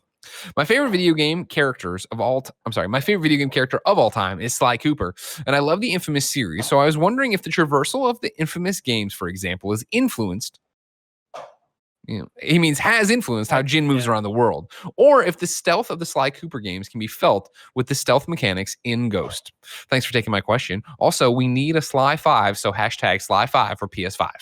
Man, let me tell you, Rocket Robot on Wheels is all over this game. I was gonna say, can you feel it? Can you feel it? No, not at all. I mean, I've not played Sly Cooper, and so I don't know how much similarity there is there. And I don't really feel like there is much Infamous here either. Like I don't really see any lineage. For me, with Infamous, as a huge Infamous fan, if you didn't know, ladies and gentlemen, and I went on record in the review, and I think I said it here too. This is Sucker Punch's best game, and that's somebody who loves Infamous. I don't. What I see the influence here are the learnings of Infamous. Again, where it's like I talked about this in the review, right? That I felt one of the problems with Second Son was that it wasn't a full step into the PlayStation 4 generation. It still felt like it looked like a PlayStation 4 game. Obviously, beautiful, crazy tech running behind it to make Seattle look awesome and make Delson look awesome, but it struggled with still having the giant PS3 era, like take the photo here. This is what you're doing here. Like we are in the same way. I'm complimenting Ghost of Tsushima for being a video game. Infamous Second Son did it in ways I didn't like, that broke the experience of even still playing a video game, where it was like, oh, this feels like the trappings of what I played Infamous on PS3, but not on PS4. That's weird. I see those lessons learned here, where still getting around and traversing around, and granted now you're on a horse or running through the thing rather than gliding on elevated train tracks or flying based on your powers in your neon powers and stuff like that. I still feel that here in their open world exploration and giving you things to do. And, you know, the way they learned, I feel, to have it still be a video game and feel like a video game, but not be in a, I'm breaking you out of the immersion of this. I think, you know, the best example of that is the way the wind works, which we've talked a little bit about, but, you know, having a waypoint and then just swiping up and having the wind blow through and you following that in that general direction. I thought watching State of Plays, I'm like, is that going to be too ambiguous? Is that going to be too like imprecise? And it's like, no, not at all. It fits the game back to it being meditative, right? Of like, it guides you and pushes you in the right ways and makes you feel like, all right, cool, I'm in this world. It doesn't break you out of the world, which is a huge thing. Yeah. And then for like, you know, sly influences or whatever, like eventually, and it's probably in there way earlier, but eventually they make a point in one of the missions to call out the fact that, you know, oh, like above these tents, there are these wires that connect them. And if you get up there and you crawl across those, like, you know, you're hidden from enemy sight. And so getting up there and starting to do it, I looked around, I'm like, oh, fuck, this is literally Sly Cooper of him like dancing across the wire or whatever. I'm like, that's cool that reference is still here. And like that, it feels that way. And there's some other references and a whole bunch of other cool Easter eggs and stuff like that in here for. So I feel like it's not for me, and I haven't played Sly, God, since the Thieves in Time, or Sly 4. Honor. Okay. For PSP. No. They did the one for PS3. There's only 3. There was one for PS3. Yeah. Remember, it was Zanzaro, so it wasn't Sucker Punch, but it was when they picked up Zanzaro. Anyways, I'm no Sly expert by any stretch of the imagination, but those are the ways I felt it, the ways I saw it in terms of where it was going and how it felt there. I think it's more the learnings of them than, oh man, I understand this reference, this look, this kind of thing. Craig, there was the Sly game that came out in 2013. Yeah, that's the Zanzaro one. It was a big deal. Ended on a cliffhanger. He went back to ancient Egypt. Now I think Zanzaro just got bought by Facebook, right, for making Oculus games or whatever. So this somehow, like, just this is like one of those what do they call it? The Mandela effect. Mandela effect. Yeah, this is like Mandela effect thing where if you asked me is there a Sly Cooper PS3 game or PS3 game, I would have sworn to you no. And you remember the remaster, right? When they put the remaster out. Yeah, I remember the remaster. Yeah. But like a Sly 4, Thieves in Time, it's breaking me that this game exists because I had no idea. That was one of those classic.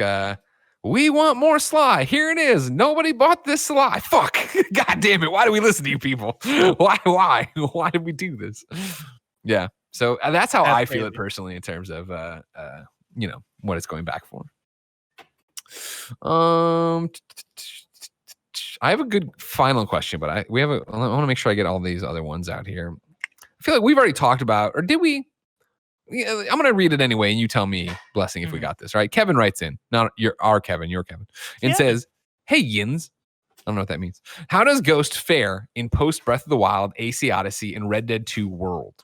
When I think back on my most memorable open world experiences, there is one thing that stands out in the great open world games. The combat in Horizon, climbing and exploration in Breath of the Wild, or the never-ending content of Assassin's Creed Odyssey. What stands out for Ghost of Tsushima? Is there something you think that it can hang its hat on in the industry will look to for inspiration? I guess I like that question where we ended with it. And then and Patrick Higgins had also written in saying that how does it differentiate itself from Assassin's Creed? Is there something this can hang its hat on, you think, Blessing, in Ghost?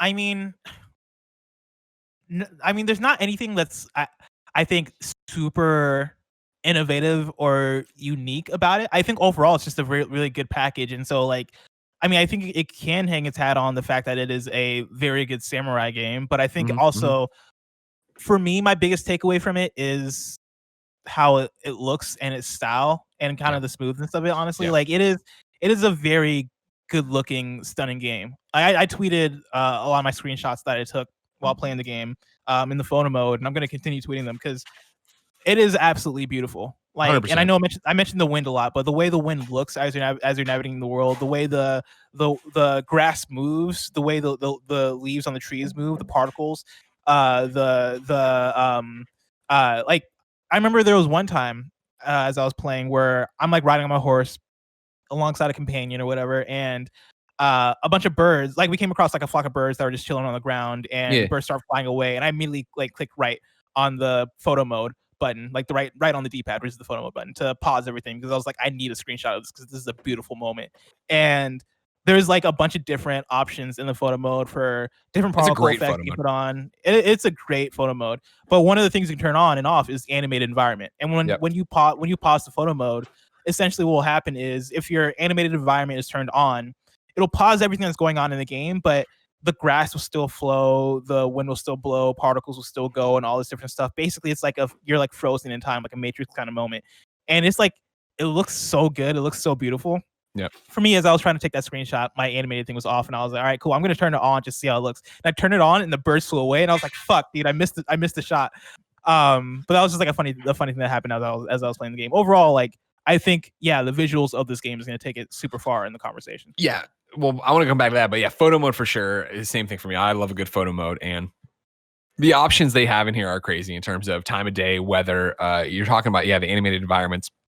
You can go in there, and like most time I would stop it, and it would be, there would be particles, leaves, there, fireflies, whatever. Even if they weren't there, you could put them there. You could change how many of them are there. You can change the intensity of it. There's obviously focus and all the normal stuff you'd expect, but like, I spent so much time fucking around with that because it was it. And I think that does speak to what stands out for me and what separates it from the others is not the beauty for sure, but I think it's an overall style. The fact that this game has style, and it's what I was talking about in the review early on, again, comparing it to Last of Us, is that you start this up and you're like, oof, this is not Last of Us. The facial animations don't look the same. The animations in general don't look that great. But the more I played that game and see that world and see the different environments pop with color and have these cinematic standoffs in these giant fields of chrysanthemums, right? And like the colors are popping, and like they'll, have it completely devoid of color in some spots. It's like, fuck, this is awesome. Like this is where it stands out, is that it made a giant open world that looks beautiful, even though I think if you were going to talk on a strictly graphics comparison to other things, you'd be like, well, this looks, it doesn't have the same texture quality as this, that, or the other. Like, it has a fucking style to it, and they committed to it. And it's in the photo mode, it's in the gameplay, it's in the soundtrack. Something we haven't talked at all about is how good the soundtrack is, right? Of just this, like, again, traditional Japanese music that they got all recorded and did all the stuff for. It's just fucking rad. And like, that's the thing, is you are playing a 50-hour samurai movie. And I wouldn't, if the samurai movie came out tomorrow, I don't know if I'd be super interested to go watch it. Or I should have said, if it came out before this game, I wouldn't have been interested to watch it. Now I'm really into the genre, it turns out, and I want to see more of it. And that's the highest compliment you can pay, I think, is that the game nails that to the point that I care more about that now. Or care. If Game Awards had a best style category, I think Ghost of Tsushima would sweep. Yeah, I can see that right now. I know Giant Bomb has like a best style. I don't know if they still do it because they've changed their Game of the Year a bit over the years, but like Ghost of Tsushima, I think, is a number one contender for me, at least. Sure. Oh, we've talked about sequels. Sorry, Chris from Canada, you made it to the page, but you won't make it to the show. Oh, Tyler wrote this one in. I don't think either of us have a great answer for it, but I wanted to bring it up. Tyler says, how is the Japanese voice acting? Greg said he played around a bit, but ultimately went for English. Someone who enjoys watching anime in Japanese with English subtitles the correct way. I'm excited to give it a try. Thanks. Have a great week, Tyler from NYC. Did you screw around with the Japanese voice acting at all? Not at all. I didn't explore that. But I have talked to people who have said that it is good, but the biggest problem with it is that it's not synced. To the actual lip sync is off because it's sunk to the English. Yeah, exactly. Yeah, and so I think that's kind of unfortunate for playing a samurai game that is based in Japan. But you understand though, right? Like it's the double the time of lip syncing and doing everything else. I get it. Yeah. Like I said, I turned it on and I liked it fine. But the immediate problem I had is that I was riding my horse with the companion, and the companion was talking, and I was trying to look at the subtitles, but then I wasn't able to ride the horse correctly. And I was like, you know what? No, we'll go back to English. But it wasn't because of the performance at all. Obviously, I thought that was good. I will say I can't imagine playing this game in Kurosawa mode, which is the black and white Japanese voice acting mode, because the game one is so colorful in general. Like the colors add so much to that world. But then also like there are points in the game that reference colors, like they're like color in the world. There are points in the game that are like, oh yeah, go to these blue flowers over here, and like if you can't see that because you're in black and white, I don't know how that pans out.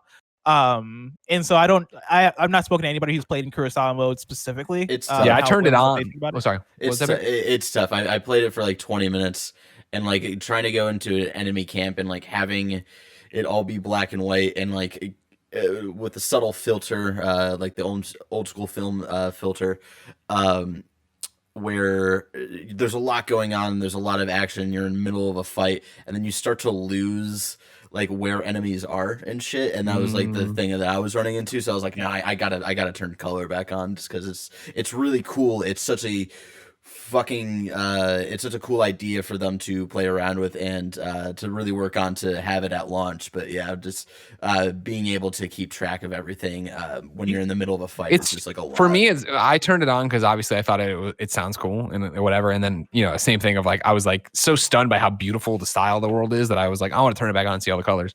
It struck me more as either I would do it late in the game, which I never did because the game was never not beautiful, or a second playthrough. You would think you'd do it something there when you understand all of it, right? All the mechanics, what you're going to do, and it does become routine. I feel like it's a good way to spice it up then, but like I'm saying I didn't do that. Maybe if they do a new game plus eventually, maybe do really quick shout out to the sound design for that mode as well, because it makes it sound like an old school fucking movie as well. Like it's that's awesome. Oh, that's really cool. Yeah, I was playing with headphones and like I immediately noticed the difference when I was looking between the different modes at the very beginning of the game when it asked you. And yeah, the sound design for that mode specifically is really, really cool. Do you know what would help you to not lose enemies in that Kurosawa mode? What? If they added a lock on, dude, Blessing, I'm with you. I'm with you here. This is the problem. This young generation. Why doesn't the game just play itself for you? You know what I mean? Hey, you know what? It was your fucking generation, Greg Miller, who was making these games, making them with fucking lock-ons, and then it just happened to be this one that didn't do it for once. All right. Samurais didn't have lock-ons, all right? That's what you needed to know. Okay. Real samurais didn't. All right. I've platinumed it. My opinion means more. I'm kidding. I don't care. I got 3 questions. One super simple. Takibi writes in to patreon.com/kindoffunnygames. Just like all you can, it says, is there a risk I will spend skill points on abilities that I don't need only for other abilities unlocked later on?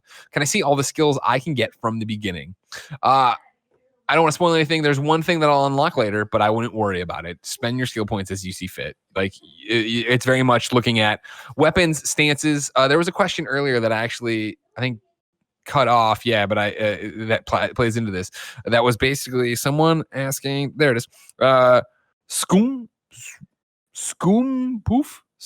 oof writes in and says, is there anything you learned later in the game that you wish you knew from the start? Any major tips? One that would be the tip for me comes down to skill points. If you're going to play through the whole thing and you're going to platinum it, you're going to have all the stuff unlocked, and then you're going to have you're going to play with whatever. One of the things I didn't realize till way later, and I was like, fuck, I should have been doing this earlier, is that, so we've talked about the different styles you can fight in, right? So, it's where you're going to position your sword if you're fighting a guy with a spear, if you're fighting a guy with a shield, if you're fighting so on and so forth. Those have points to unlock, and I looked at the first row, and they were all like, oh, double tap triangle or hold triangle and then do this, and I was like, ow, I'm never really going to do that. Like, I don't care about it. And so I put my investment points into everything else, but then like mixed into those trees were ones that were like, oh, now your stagger damage in this stance will be even harder, or it'll stagger people longer, or now your attacks against this guy will do more damage. And I was like, oh, fuck. Like when I got to Act 2 and it started kicking my ass, I was like, fuck, I should have been investing there early to make my attacks more powerful or whatever. That's funny. I did the exact same thing. Didn't break the game by any stretch of the imagination, but it was like, shit, fuck, I should have done that. So that's an answer, a twofer right there, as they say. Yeah, I agree. Thank you. Do you have anything you learned that want people should know? I would say the way I kind of played was I was kind of conservative with my skill points until I had an idea of how the game played and what I like, the way I wanted to play. Yeah. And so I'll say maybe do the same thing. And to the stances thing, like make sure you're switching stances on the fly. Yep. The way I was playing toward the beginning was I was sticking to one stance and I was trying to like play the way that I wanted to play. And I quickly learned that is not how the game wants you to play. The game wants you to switch stances. That is part of the combat. It's switching back and forth between all the different stances. Yeah. And so make sure to do that. Tyson Wrench writes in and says, a lot of the negatives I've read in reviews have to do with the stealth gameplay. Number one, do you think this is due to so many people playing this right after Last of Us Part 2? Number 2, is the stealth gameplay comparable to stealth in a game like Assassin's Creed Odyssey? Super excited to play this game when it comes out. Yeah, I am not fully briefed on this, but I saw Janet Garcia from IGN. Of course, you know her from our Last of Us review thing we did here on PS I Love You last week, 2 weeks ago. She was very much like, yeah, the stealth gameplay sucks in this. Like, and I was like, oh shit. Like, they were talking about it Beyond. I haven't heard it yet or gotten the full rundown of it. That wasn't a critique of mine. For me personally, it is very much Assassin's Creed Odyssey kind of stealth, with the exception that I think, again, as you unlock different outfits, you can make it harder for people to detect you, which means that you can be out in the open longer before they see you. But it is I mean, again, to our point of it, this is a game that is great and we love, but does a lot of things other games do. I think if you were thinking of what is, stealth gameplay in a 2020 game going to look like, it's that, where it's like you go into camps, people have their assigned path. They walk around and they do stuff, and you can wait in the tall grasses, and then you make your move and you go over here and you can take them out. And again, you're assassinating from behind. You can chain assassinate, you can use different items. You can distract people with sound things over there. But it's like, I didn't find the stealth gameplay bad. I didn't find it remarkable either. Like, it's how I played once I was like, I'm the fucking Ghost of Tsushima. It's how I was playing it for the most part, but it wasn't like, oh my God, this is terrible, or oh my God, this is amazing. The thing that really, like, and I was trying to relay this over Twitter, which is always hard, but like, the more that I played Tsushima, especially when like they really introduce you to the stealth stuff, the more I was like, man, I'd rather just play Assassin's Creed right now. And that was like, I feel like that was my major takeaway, especially with the stealth, was like, I'm playing through the series and I've taken a break from starting with Origins, like, and then playing Tsushima and getting to the stealth stuff. I was like, yeah, I'd rather just do Assassin's Creed right now, because it did feel very basic to me, and I was missing that, like, being able to like masterfully like have all of these things at my disposal to take down an enemy camp without being seen. Well, I mean, you get those as you play the game. That's the whole point. Like, where are you at? Like, still 6 hours in? I'm like the last time I played, I think I got like 7, maybe 8 hours in. Yeah, and like, don't get me wrong, this is never, I hate, the game gets good, yada, yada. But yeah. I think the point of it is, in the beginning, is that, guess what? You are a samurai, and it is this slow, I shouldn't say slow, it's this journey from being a samurai to being the Ghost of Tsushima. Because I'm seeing in the chat over here, Mike L saying, speaking on behalf of, hold on, it went away. Mike L says the Beyond suggestion was that once you break stealth, you should go straight into loud combat. Re-stealthing is dumb, I think, or I guess. Yeah, well, for sure that. But by the end of it, to your point, like, I guess that's the thing, is I'm comparing the end of Ghost of Tsushima stealth to being stealth as Cassandra or whatever, where it was by the end of it, you have the blow dart that poisons people. You have the blow dart that makes them hallucinate and fight each other. I had firecrackers to distract a bunch of people. I had wind chimes to distract one person. I had, smoke bombs that I could drop that would put me immediately into assassin's mode, but also heal me. Like, by the end of it, I think when you are the full-blown Ghost of Tsushima, you have that arsenal that is, all right, now I'm going to fuck people up. It's back to you're Batman by the end of it. Yeah, I didn't realize there were complaints with the stealth. I think the stealth in the game is fantastic. Like, I don't think it's Metal Gear Solid by any means, but and I've not played recent Assassin's Creeds, but I've liked this stealth more so than the Assassin's Creeds that I have played. I like the idea of re-stealthing. I really liked when that would happen, and even in Last is Part 2, the way that felt natural, when you're able to be like, all right, deuces, I'm out of here, and then like dip into like wherever you go, and then come out and start fucking people up again.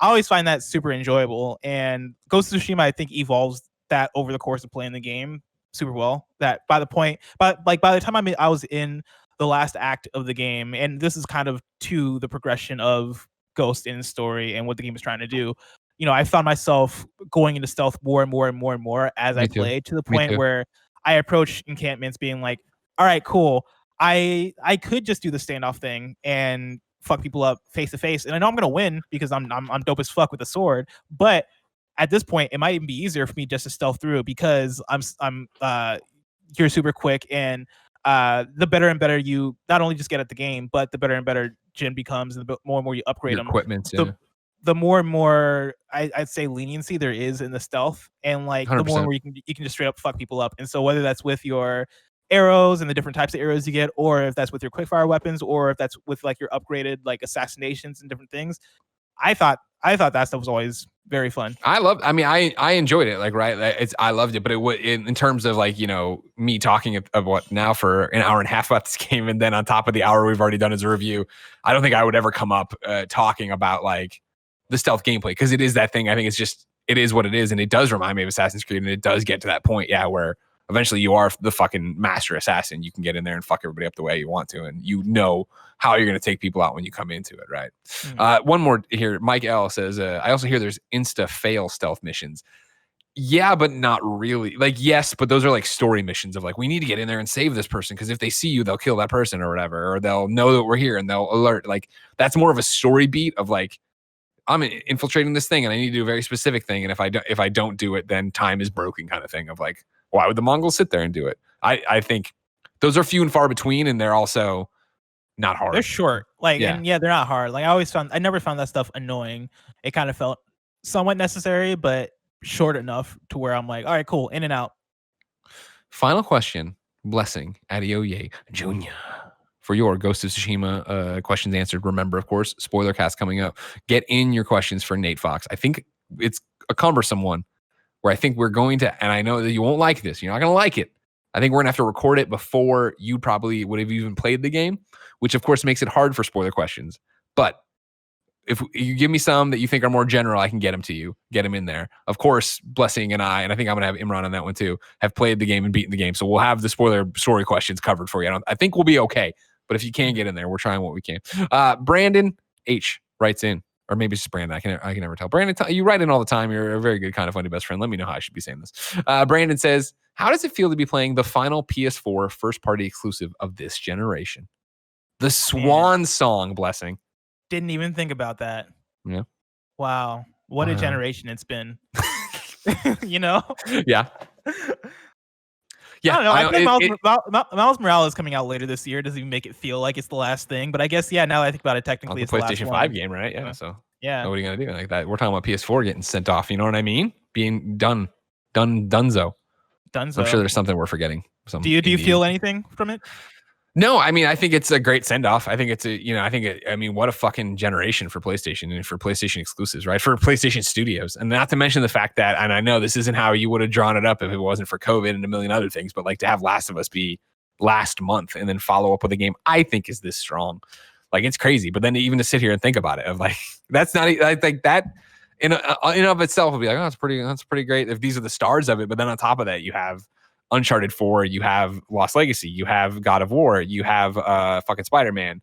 You can make an argument. I mean, like, yeah, no, it's 2015 or 2016. We're putting that into the whatever. You know what I mean? Absolutely, whatever. Absolutely, you're putting it Ratchet in there. Clank 2016 is fantastic. Yes, I would say that's up there. It's with like, again, another game that's better than Horizon Zero Dawn. Yes, Ratchet absolutely. Clank 2016. This is our leader here, Greg. This is our leader here, Greg. I'm going to need you to step down. New blood. Blessing is taking over. Finally, it's time for the Ratchet Clank Revolution. It's time for us to be honest. There is no Kevin here to protect you, Greg. It's only me. I've been waiting for this moment.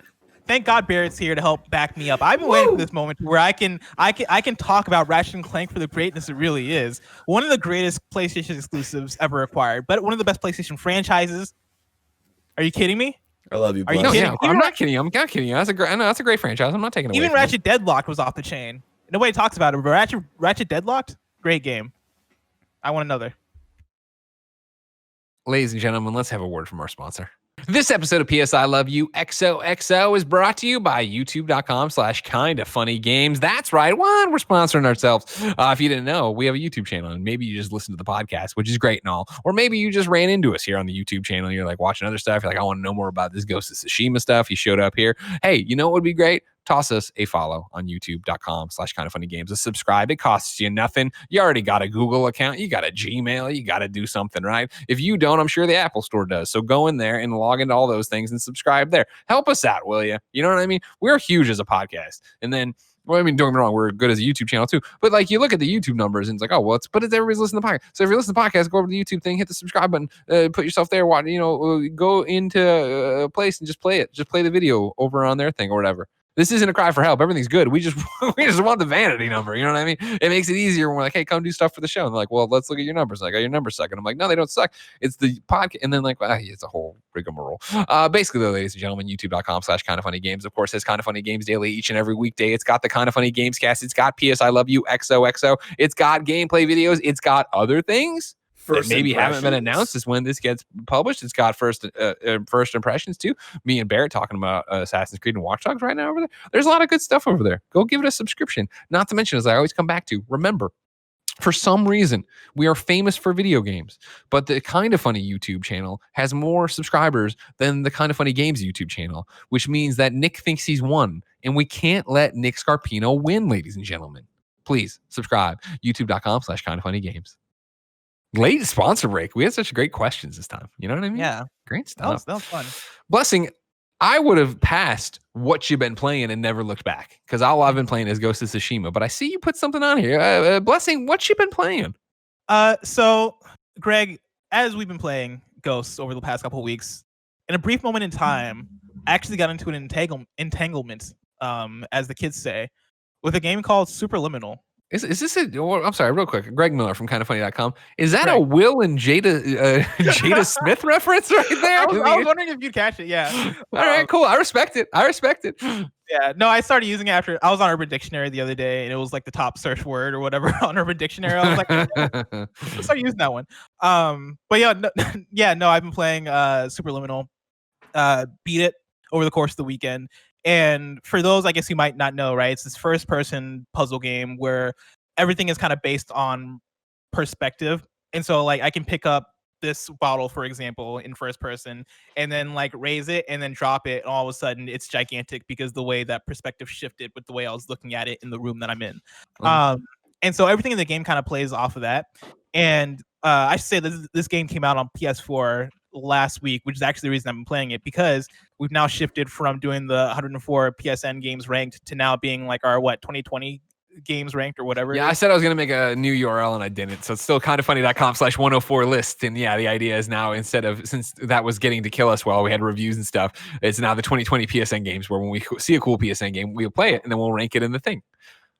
Yes. And so like I picked this game because one, I've kind of been looking forward to this game for a while. It was I think it came out on PC late last year and then was announced for PS4 for like April and didn't come out, and finally it's here, and so finally I'm jumping into it and I really like it. Like it is a mixture of a lot of my favorite games, and so like I'd say it's a combination of Portal and Stanley Parable and some Antichamber, if you're familiar with Antichamber. Yep. With like some Inception thrown in there, because the whole idea of it is I guess your character is doing like this dream therapy sort of thing, and so they show up to this institute for dream therapy, and they put you to sleep, and you are having these lucid dreams where you're solving these puzzles and doing all these different things. And the more and more you play the game, the deeper and deeper you get into the dreams, Inception style, where it's like a dream within a dream within a dream kind of thing. Really cool, really quirky, really clever in its puzzles. The thing I'll say is that, yeah, I say it's a combination between Portal and Stanley Parable. I don't think it's as good as any of those. Okay.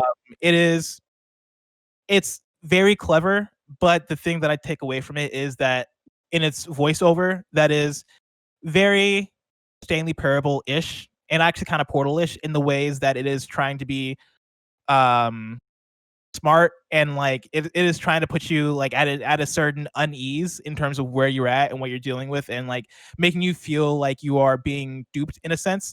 I never felt like the writing was actually that clever. Like the writing never felt as clever as the puzzles I was solving. And so I like overall, with the 2 hours that it took me to beat this game, really liked it. I'd recommend it if people like these types of first person puzzle games. And yeah, like it's cool.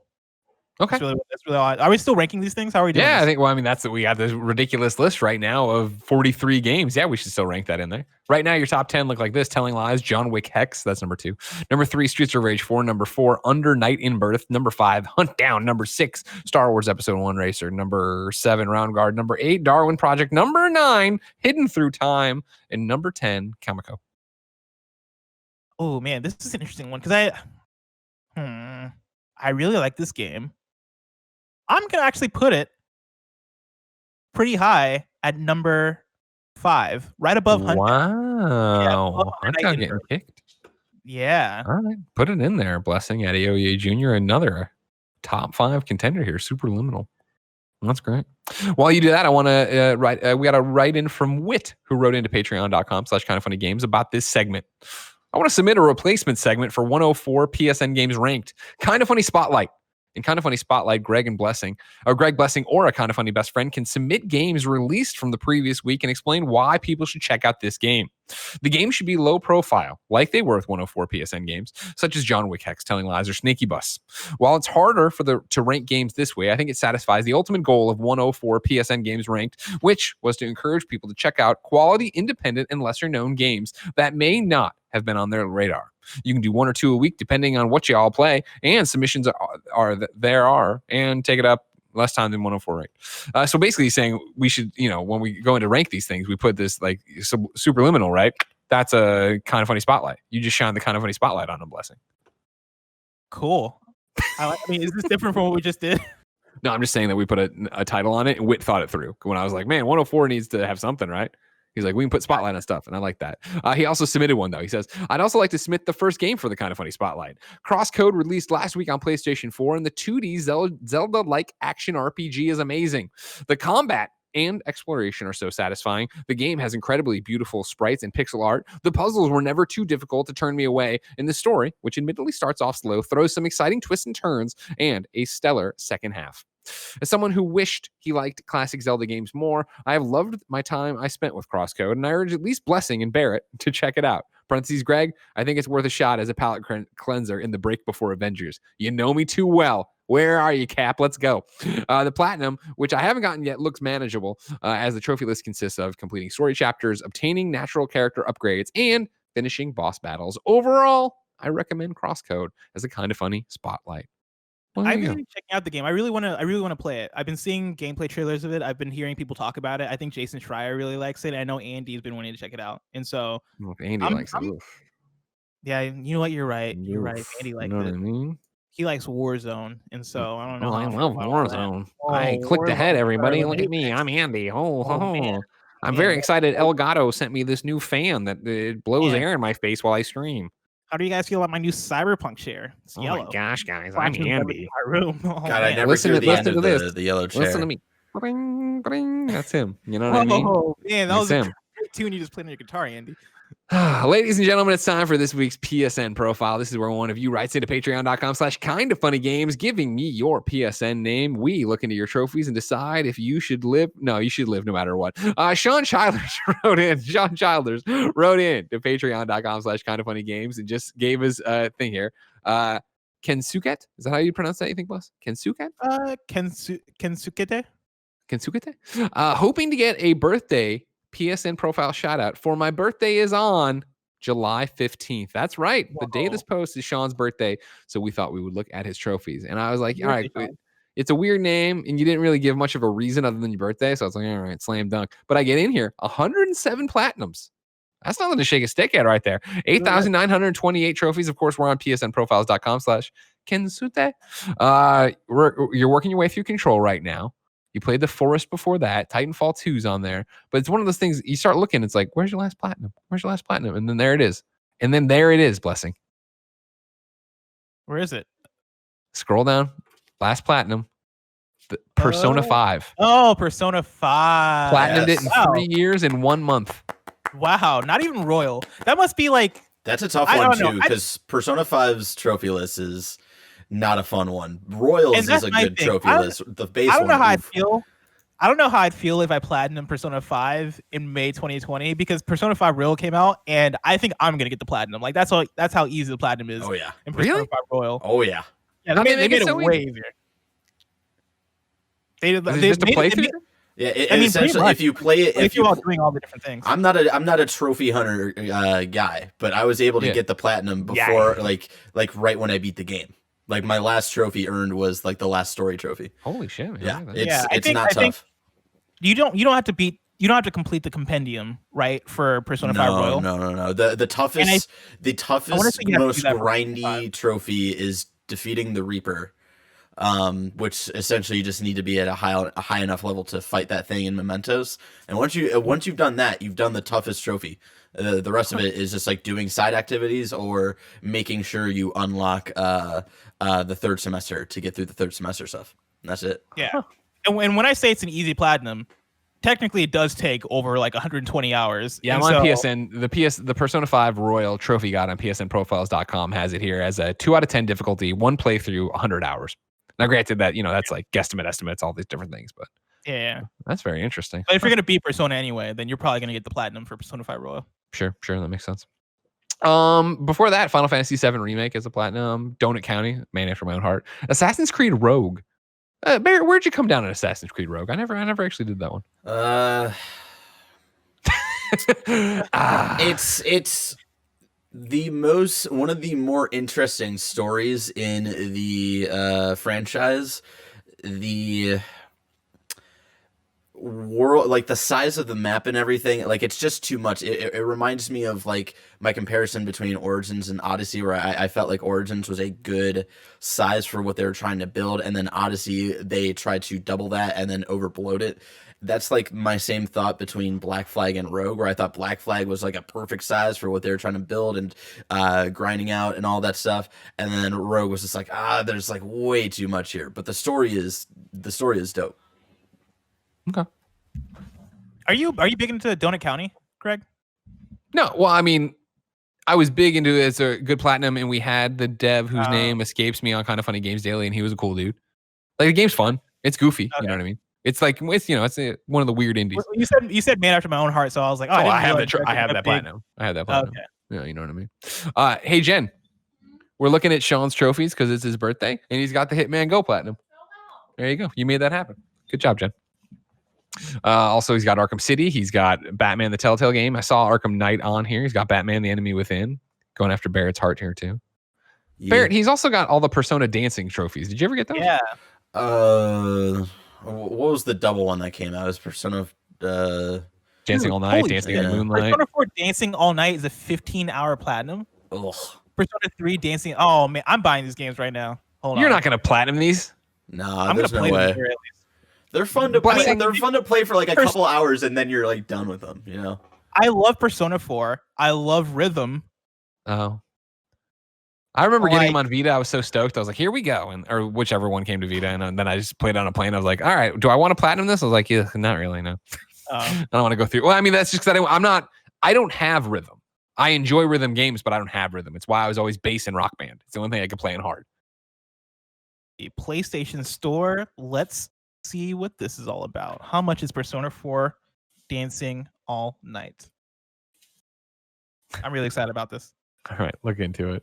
Ladies and gentlemen, that is your regular episode of PS I Love You XOXO. Remember, you can go to patreon.com/kindoffunnygames where we're about to do a post show where Hot Dub Time Boat wants us to have a hypothetical with Herman Holst. If you want to get that, like I said, patreon.com/kindoffunnygames. You should go there, of course. If you have the means, support us, get your questions read on the show, be a Patreon producer, get the show ad free, get the post show. Most importantly for next week, like I was telling you, if you are one of the people who wants your vote counted, you can watch us record the show live on Monday at 2 p.m. Pacific time. We will need you as tiebreakers in our completely original, no one else on this show has ever done it on a different Twitch channel, bracketed challenge to come up with who is the PlayStation 4's best exclusive. Interesting.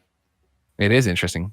Sorry you had to rip us off, you know what I mean? Because clearly I was talking about this a long time ago before you started ranking all your favorite bands and Pop-Tarts. Really? Because I was interesting. Okay. I started doing this like 3 or 4 months ago. Did Persona 4 Dancing get taken off of PSN?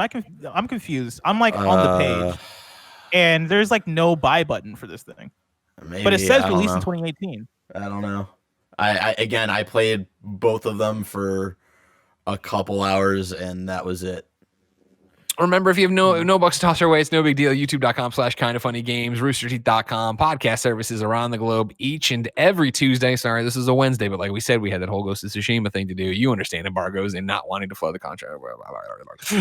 Ladies and gentlemen, until next time, it's been a pleasure to serve you.